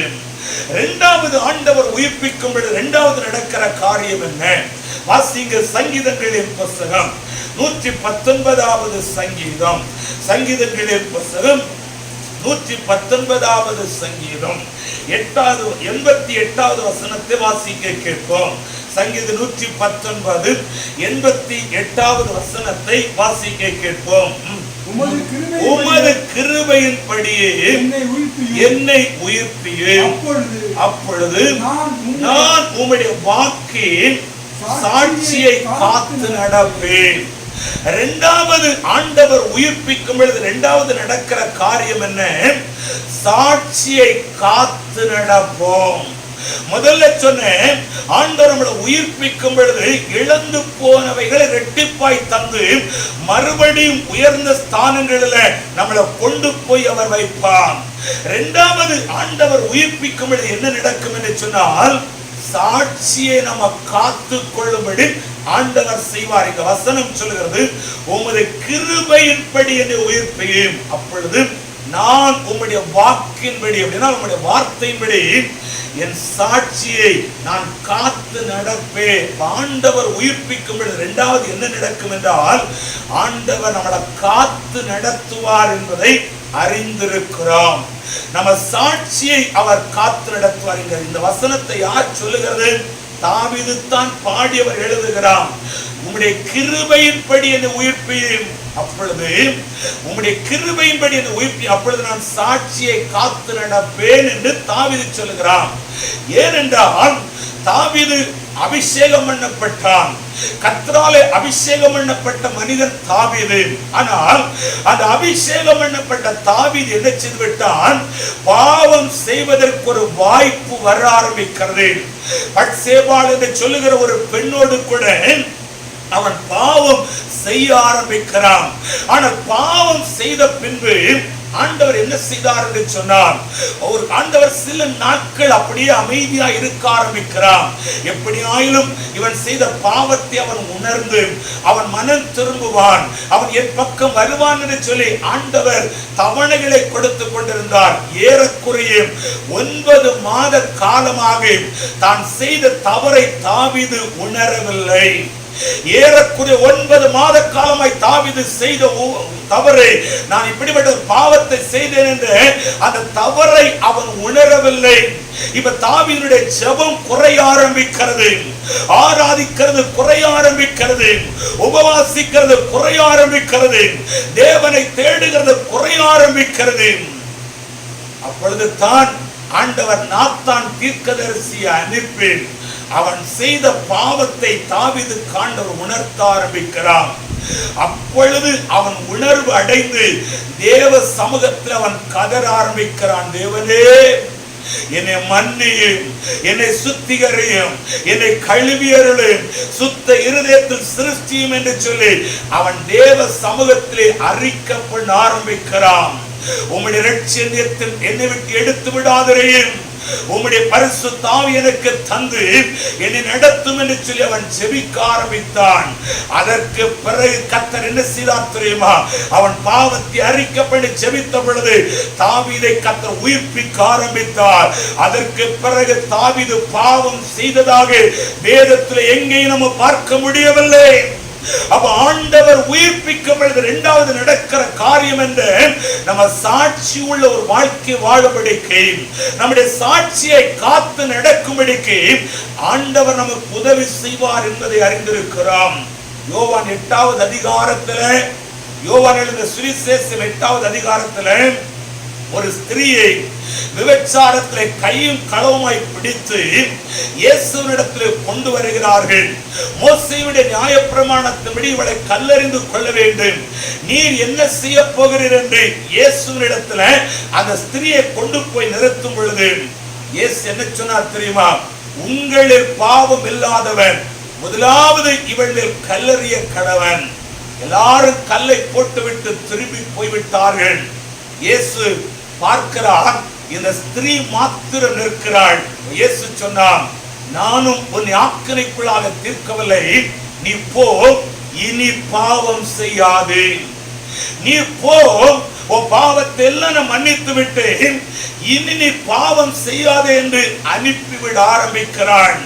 அதற்கு பிறகு அந்த ஸ்திரீ பாவம் செய்ததை குறித்து வேதத்தில் நம்ம காண முடியவில்லை. அப்படினால் ஆண்டவருடைய சாட்சி அவள் காத்து நடந்தாள், கர்த்தர் அவளை உயிர்ப்பித்தார் என்பதை அறிந்திருக்கிறோம். யோவான் 5வது அதிகாரத்திலே 38 வருஷமாய் பெதஸ்தா குளத்தங்கரையில் ஒரு மனிதன் படுத்து கிடக்கிறான், திமிர்வாத வியாதி. அந்த வியாதிக்கு காரணம் என்ன? பாவம் என்பதை அறிந்திருக்கிறோம். 38 வருஷமே அவன் தன்னுடைய பாவத்தை உணர்ந்தது நிமித்தமாய் அந்த நாட்கள் வந்த பொழுது பாவங்கள் மன்னிக்கப்பட்டது. இயேசுவே தேடி வந்தான். நீ சொஸ்தமாக வேண்டும் என்று விரும்புகிறாயா என்று கேட்டு படுக்கை எடுத்துக்கொண்டு வீட்டுக்கு போய் என்றார். அவன் நடந்து போனான். அதற்கு பிறகு ஆண்டவர் அவனை எங்கே கண்டார் என்றான், பாவம் செய்கிற இடத்தில் அவனை பார்க்கவில்லை, தேவ ஆலயத்திலே கண்டார் என்று யோவான் 5:14 எழுதப்பட்டிருக்கிற. அப்படினால் அவன் சாட்சியை காத்து நடந்தான் என்று வேதத்தில் சொல்லப்பட்டிருக்கிறது. அப்ப ஆண்டவர் உயிர்ப்பிக்கும் பொழுது இரண்டாவது என்ன நடக்கும் என்று சொன்னால், நம்முடைய சாட்சியை காத்து நடக்கும்படி கர்த்தர் நமக்கு உதவி செய்வார். சாட்சியுள்ள ஒரு வாழ்க்கை வாழும்படி கர்த்தர் உதவி செய்வார். ஆனா இன்னைக்கு நம்ம கிறிஸ்தவ வாழ்க்கை எப்படி இருக்கிறது? எழும்புகிறோம், விழுகிறோம், எழும்புறோம், விழுகிறோம். இந்த கிறிஸ்தவ வாழ்க்கையில கனேருடைய வாழ்க்கையில் அப்படித்தான் இருக்கிறது. 2 நாள் உற்சாகமாய் ஜெபிக்கிறார்கள், மறுபடியும் ஜெபத்தை விடுகிறார்கள். 2 நாள் உற்சாகமாய் வேதத்தை வாசிக்கிறாங்க, விட்டுறாங்க. ஏதோ ஒரு பிரச்சனை கஷ்டம் வந்த உடனே உற்சாகமாய் கர்த்தருக்காய் வாழணும்னு முயற்சி எடுக்கிறாங்க. ஆனா ஏதோ ஒரு பாடு சோறு வந்த உடனே எல்லாவற்றையும் விட்டு விடுகிறாங்க. பைபிள் சொல்லுகிறது, உமது கிருபையின்படி என்னை உயிர்ப்பியும், அப்பொழுது என் சாட்சியை நான் காத்து நடப்பேன் என்று தாவீது சொல்கிறான். அப்ப ஆண்டவர் உயிர்ப்பிக்கும் பொழுது இரண்டாவது என்ன நடக்கும் என்று சொன்னார், நீ சாட்சியாய் நடக்கும்படி, நீ சாட்சியாய் வாழும்படிக்கு உலகம் எங்கிலும் எனக்கு சாட்சிகளாய் இருப்பீர்கள் என்று இயேசு சொன்னாரே, அதே போல படிக்கிற இடத்திலே சாட்சிகளாய் இருப்பீர்கள், வேலை செய்கிற இடத்திலே சாட்சியாய் இருப்பீர்கள், வாழுகிற இடத்திலே சாட்சியாய் இருப்பீர்கள். அநேகருக்கு நடுவில் நம்ம சாட்சியா இருப்போம் என்று வேதத்தில் எழுதப்பட்டிருக்கிறது. முதல்ல கர்த்தர் நம்மை உயிர்ப்பிக்கும் பொழுது இழந்து போனதை இரட்டிப்பாய் தருவார். இரண்டாவது ஆண்டவர் நம்மை உயிர்ப்பிக்கும் பொழுது சாட்சி உள்ள ஒரு வாழ்க்கை வாழும்படி, அந்த சாட்சியை காத்து நடக்கும்படி கர்த்தர் உதவி செய்வார். மூன்றாவது ஆண்டவர் நம்மை உயிர்ப்பிக்கும்படி என்ன நடக்கும்? வாசிங்க, ஓசியா தீர்க்கதரிசியின் புத்தகம் 6வது அதிகாரம் 1-2 அந்த 2 வசனங்களை வாசிக்க கேட்போம். ஓசியா தீர்க்கதரிசியின் புத்தகம் 6வது அதிகாரம் 1-2 வசனங்களை வாசிக்க கேட்போம். கர்த்தரிடத்தில் திரும்புவோம், வாருங்கள் நம்மை பீறினார், அவரே நம்மை குணமாக்குவார், நம்மை அடித்தார், அவரே நம்முடைய காயங்களை கட்டுவார்.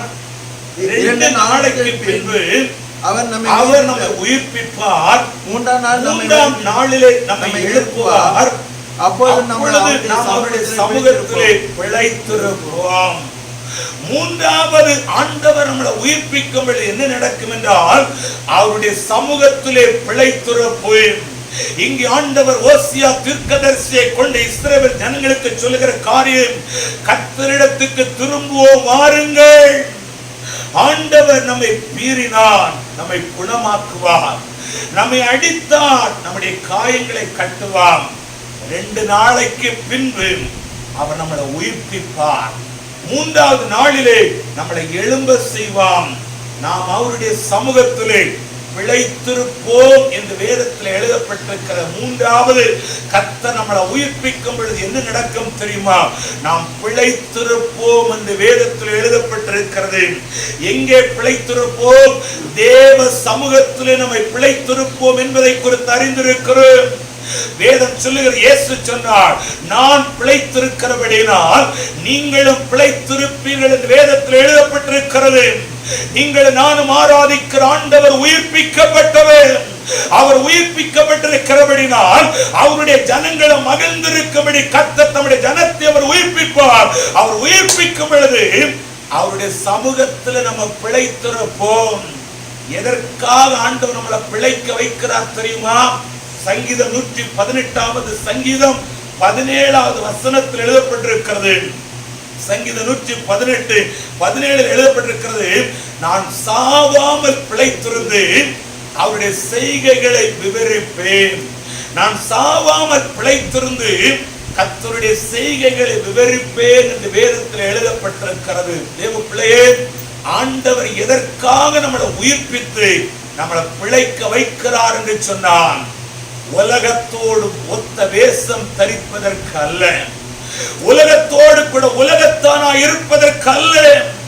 ஆண்டவர் எதற்காக நம்மளை உயிர்ப்பிக்கிறார், எதற்காக அவர் சமூகத்திலே நம்மளை பிழைக்க வைக்கிறார் என்றால், கர்த்தருடைய செய்கைகளை விவரிப்பதற்காக, ஆண்டவர் நமக்கு செய்தவைகளை மற்றவர்களுக்கு அறிவிப்பதற்காக, வியாதியிலே கிடந்து இயேசு என்னை சுகமாக்கினார் என்று சொல்லுவதற்காக, பாவத்திலே மரித்து கிடந்து ஆண்டவர் இரட்சித்தார் என்று சொல்லுவதற்காக, ஆண்டவர் நீ அடித்தார் நான் குணமாக்கப்பட்டிருக்கிறேன் என்று சொல்லுவதற்காக, எல்லாராலும் புறக்கணிக்கப்பட்டிருந்து ஆண்டவர் எனக்கு வைத்திருக்கிறார் என்று மற்ற ஜனங்களிடத்தில் ஆண்டவருடைய செய்கைகளை விவரிப்பதற்காகத்தான் ஆண்டவர் நம்மை உயிர்ப்பித்திருக்கிறார்.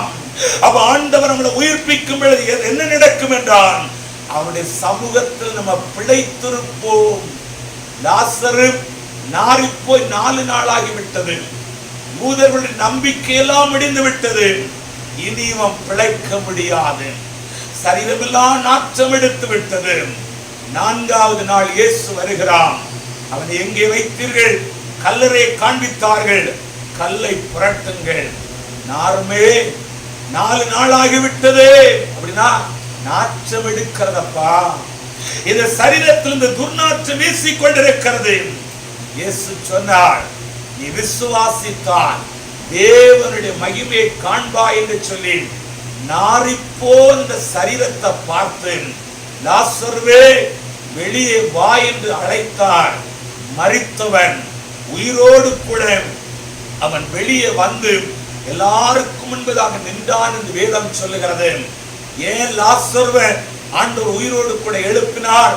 கர்த்தரை நேசித்த குடும்பத்துக்கு, ஆண்டவரை நம்பி நிற்கிற பிள்ளைகளுக்கு தேவன் செய்கிற நன்மை என்ன என்பதை இந்த உலகம் பார்ப்பதற்காக, உலகத்தில் இருக்கிற ஜனங்கள் அறிந்து கொள்வதற்காக, இனி வரப்போகிற சந்ததி அதை தெரிந்து கொள்வதற்காகத்தான் என் ஆண்டவராகிய கர்த்தர் இப்படிப்பட்ட ஒரு காரியத்தை செய்து லாசருவை பிழைக்க வைத்தார். தேவ பிள்ளையே, அவ ஆண்டவர் உயிர்ப்பிக்கும் பொழுது 3வது என்ன நடக்குமா? நம்ம பிழைத்திருப்போம். தேவ ஜனமே, பாவத்துல மரித்து கிடக்கிறவங்க, சாபத்திலே கட்டப்பட்டு கிடக்கிறவங்க, படுக்கையில கிடக்கிற அநேக ஜனங்களை ஆண்டவர் பிழைக்க செய்ய போகிறார். எப்படி? கர்த்தர் தம்முடைய ஆவியை கொண்டு உயிர்ப்பித்து பிழைக்க பண்ண போகிறார். தேசம் பிழைக்க போகிறது. தேசத்தின் குடிகள் பிழைக்க போகிறார்கள். ஆகவே தன் வசனம் சொல்லுகிறது, ஆண்டவர் உயிர்ப்பிக்க போகிறார். அவர் உயிர்ப்பிக்கும் பொழுது தேவ சமூகத்தில் நம்ம பிழைத்திருப்போம். கடைசியாய் ஆண்டவர் நம்மளை உயிர்ப்பிக்கும் பொழுது 4வது நடக்கிற காரியம் என்ன? வேகம் அந்த வசனத்தை வாசித்து நம்ம ஜெபிக்க போகிறோம். 1 கொரிந்தியர் 15வது அதிகாரம். அப்போஸ்தலனாகிய பவுல் கொரிந்தியருக்கு 1வது நிருபம் 1 கொரிந்தியர் 15வது அதிகாரம் 23வது வசனத்தை வாசிக்க கேட்போம். 1 கொரிந்தியர் 15:23. அவனவன் தன் வரிசையில உயிர்ப்பிக்கப்படுவான். முதற் பலனானவர் கிறிஸ்து, பின்பு அவர் வருகையில் அவருடையவர்கள் உயிர்ப்பிக்கப்படுவார்கள். 4வது ஆண்டவர் உயிர்ப்பிக்கும் பொழுது என்ன நடக்கும்? அவருடையவர்கள் உயிர்ப்பிக்கப்படுவார்கள். உமது ஜனங்கள் மகிழ்ந்திருக்கும்படி திரும்பவும் உயிர்ப்பிக்க மாட்டீரோ? ஆண்டவர் உம்மை உயிர்ப்பிக்கிறவை ஆவி உங்களுக்குள்ளே நான் பிரவேசிக்க பண்ணுவேன், நீங்கள் உயிரிழவீர்கள். ஆண்டவர் உயிர்ப்பிக்கும் பொழுது இரட்டிப்பான ஆசீர்வாதம். ஆண்டவர் உயிர்ப்பிக்கும் பொழுது சாட்சியை காத்து நடப்போம், சாட்சியாய் வாழ்வேன். ஆண்டவர் உயிர்ப்பிக்கும் பொழுது அவருடைய சமூகத்தில் நம்ம எல்லாரும் பிழைத்திருந்து ஆண்டவருடைய செய்கைகளை விவரிப்போம். 4வது ஆண்டவர் நம்மளை உயிர்ப்பிக்கும் என்ன நடக்கும் தெரியுமா?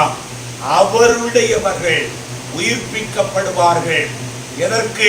அவருடைய வருகையில் அவரோடு கூட எடுத்து கொள்ளப்படுவதற்கு. இந்த வசனம் அதைத்தான் சொல்லுகிறது. அவர் வருகையில் அவருடையவர்கள், எல்லாரும் அல்ல, அவர் வருகையில் எல்லாரும் உயிர்ப்பிக்கப்படுவார் என்று சொல்லவில்லை. அவருடையவர்கள் அப்படினால் அவருடைய பிள்ளைகள், அவருடைய நாமத்தை தரித்தவர்கள், கிறிஸ்துவுக்குள் மரித்தவர்கள் முதலாவது கல்லறை விட்டு எழுந்திருப்பார்கள்.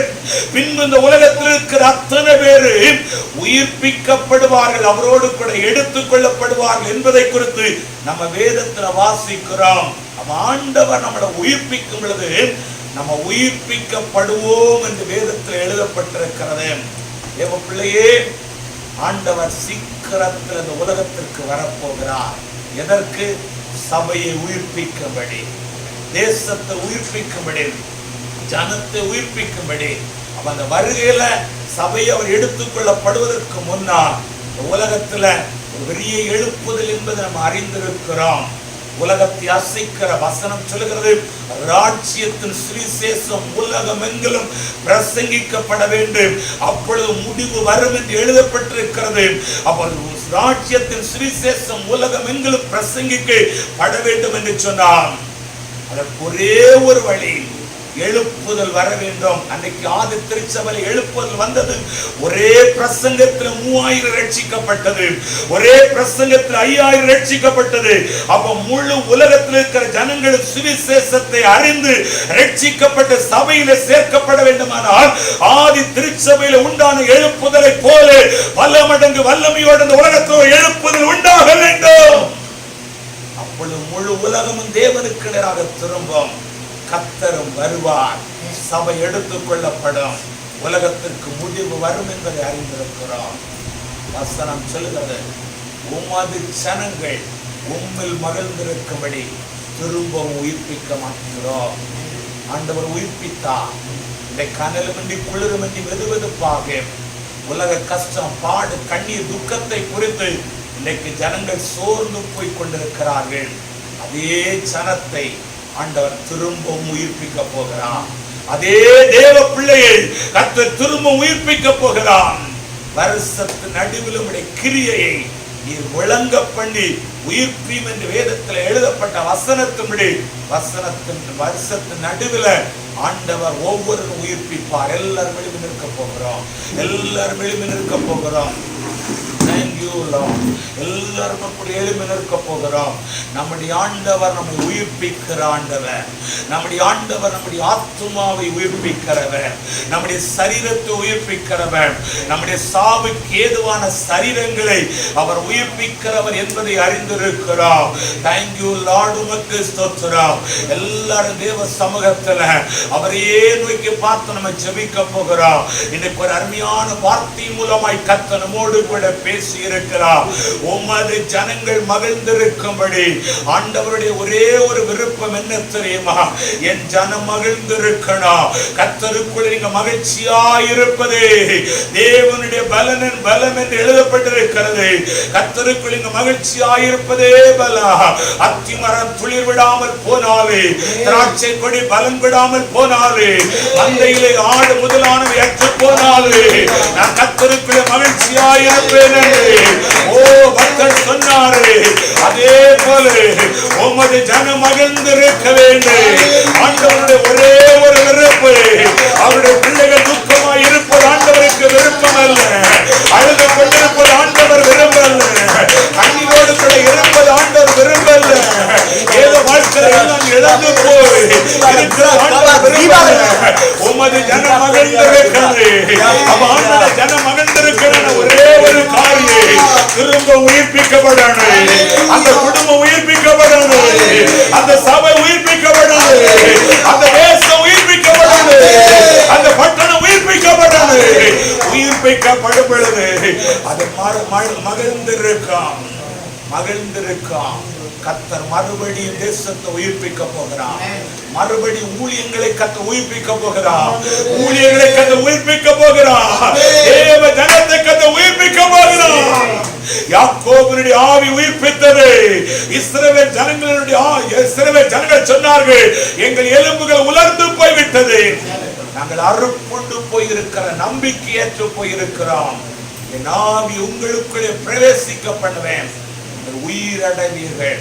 சீசர்கள் உயிர்ப்பிக்கப்பட்டார்கள். அதே கர்த்தர் இன்றைக்கு நம்மை உயிர்ப்பிக்கிறார். அவர் உயிர்ப்பிக்கும் பொழுது இழந்து போனவைகள் இரட்டிப்பாய் வரும். அந்த உயிர்ப்பிக்கும் பொழுது சாட்சியாய் நடக்கும்படி கர்த்தர் நம்மை கொண்டு போவார். ஆண்டவர் உயிர்ப்பிக்கும் பொழுது ஓ ஸ்தோத்திரம், ஆமென், நாம் எல்லாம் பிழைத்திருந்து கர்த்தருடைய செய்கைகளை விவரிப்போம். ஆண்டவர் நம்மளை உயிர்ப்பிக்கும் பொழுது என்ன நடக்கு? வருகையில் அவரோடு கூட நித்திய காலமாக அவரோடு கூட இருப்போம் என்று சொல்லப்பட்டிருக்கிறது. எல்லாரும் அப்படி வலது கரத்தை உயர்த்தி ஆண்டவரை பார்த்து சொல்ல போகிற, ஆண்டவரே, இன்றைக்கு நீ கொடுத்த நல்ல வார்த்தைக்காய் உமக்கு ஸ்தோத்திரம். நீர் இன்றைக்கு எங்களோடு கூட பேசுற வார்த்தைக்காய் உமக்கு ஸ்தோத்திரம். உமது வசனத்தை அனுப்பி இன்றைக்கு நீர் எங்களை உயிர்ப்பிக்கிறதற்காய் உமக்கு ஸ்தோத்திரம். உம்முடைய வசனங்களை உயிர்ப்பித்ததற்காய் உமக்கு ஸ்தோத்திரம். எல்லா சோர்வுகள், பலவீனங்கள், எல்லா அசதிகள் இயேசுவின் நாமத்தினாலே இன்றைக்கு நீங்கிறதற்காய் உமக்கு ஸ்தோத்திரம். ஒரு விடுதலை ஆசீர்வாதமும் கடந்து வருகிறதற்காய் ஸ்தோத்திரம். அன்பின் நல்ல ஆண்டவரே, இந்த நல்ல வேளைக்காய் உமக்கு ஸ்தோத்திரம். இவ்வளவு நேரமை பாடினோம், துதித்தோம், ஆராதித்தோம், மகிமைப்படுத்தினோம். உங்களுடைய வசனத்தை கொண்டு கர்த்தரோடு கூட பேசினேன். வசனத்தை யார் யார் எந்தெந்த இடத்திலிருந்து கேட்டார்களோ, கேட்டுக் கொண்டிருக்கிறார்களோ, கேட்க போகிறார்களோ, அத்தனை பேரை கர்த்தர் ஆசீர்வதிப்பீராக. ஒவ்வொரு வாலிப பிள்ளைகள், சின்ன பிள்ளைகள் எல்லாரையும் கரத்தில் ஒப்புக்கொடுக்கிறேன். சகல விதமான ஆசீர்வாதங்களினாலே உம்முடைய பிள்ளைகளை நீர் ஆசீர்வதிப்பீராக. இந்த கொள்ளை வியாதிகளுக்கு உம்முடைய பிள்ளைகளை விலக்குவீராக. இந்த கொடிய வைரஸுடைய தொற்று யாரையும் அணுகாதபடிக்கு உம்முடைய இரத்தத்துக்குள்ளே கர்த்தர் மறைத்துக் கொள்ளுவீராக. சபை ஜனங்கள் எல்லா குடும்பங்களையும் ஆண்டவர் நீர் ஆசீர்வதிங்கப்பா. யார் யார் ஜெபிக்கும்படி கேட்டாங்களோ எல்லாருடைய வாழ்க்கையிலும் அற்புதங்களும் அடையாளங்கள் நடக்கட்டும். நான் அப்பிரயோஜனமான ஊழியக்காரன், என் கடமையை மாத்திரம் இடத்தில் சென்றிருக்கிறேன். எல்லா துதியும் கனமும் மகிமையும் என் அப்பாவுக்கு மாத்திரம் செலுத்துகிறோம். இயேசுவின் நாமத்தில் கேட்கிறோம் பிதாவே, ஆமென். என் ஆத்துமாவே கர்த்தரை ஸ்தோத்திரி, என் உள்ளமே பரிசுத்த நாமத்தை ஸ்தோத்திரி. என் ஆத்துமாவே கர்த்தரை ஸ்தோத்திரி, அவர் செய்த சகல உபகாரங்களை மறவாதே. ஆமென். ஆசீர்வாதம் நம்முடைய ஆண்டவர் இரட்சகருமாய் இயேசு கிறிஸ்துவின் கிருபை, பிதாவாகிய கடவுளின் அன்பு, பரிசுத்த ஆவியானவருடைய அன்பின் சிநேகம், பாதுகாப்பு, வழி நடத்துதலும் இன்னும் என்றும் நம் அனைவரோடும், குடும்பங்களோடும், குடும்பத்தின் பிள்ளைகளோடும் ஆண்டுடைய கிருபை, பாதுகாப்பு, ஆசீர்வாதம் என்றும் நிறைவாய் தங்கியிருப்பதாக. ஆமென். ஜெய கிறிஸ்து முன் செல்கிறார், ஜெயமாக நடத்திடுவார். ஜெய கிறிஸ்து முன் செல்கிறார், ஜெயமாக நடத்திடுவார். ஜெய கீதங்கள் நாம் பாடிய ஜெய கொடியோம் ஏற்றிடுவோம். ஜெயம் அல்லேலூயா அவர் நாமத்திற்கு, ஜெயம் அல்லேலூயா அவர் நாமத்திற்கு. அல்லேலூயா, அல்லேலூயா, அல்லேலூயா. கர்த்தர் உங்கள் எல்லாரையும் ஆசீர்வதிப்பாராக.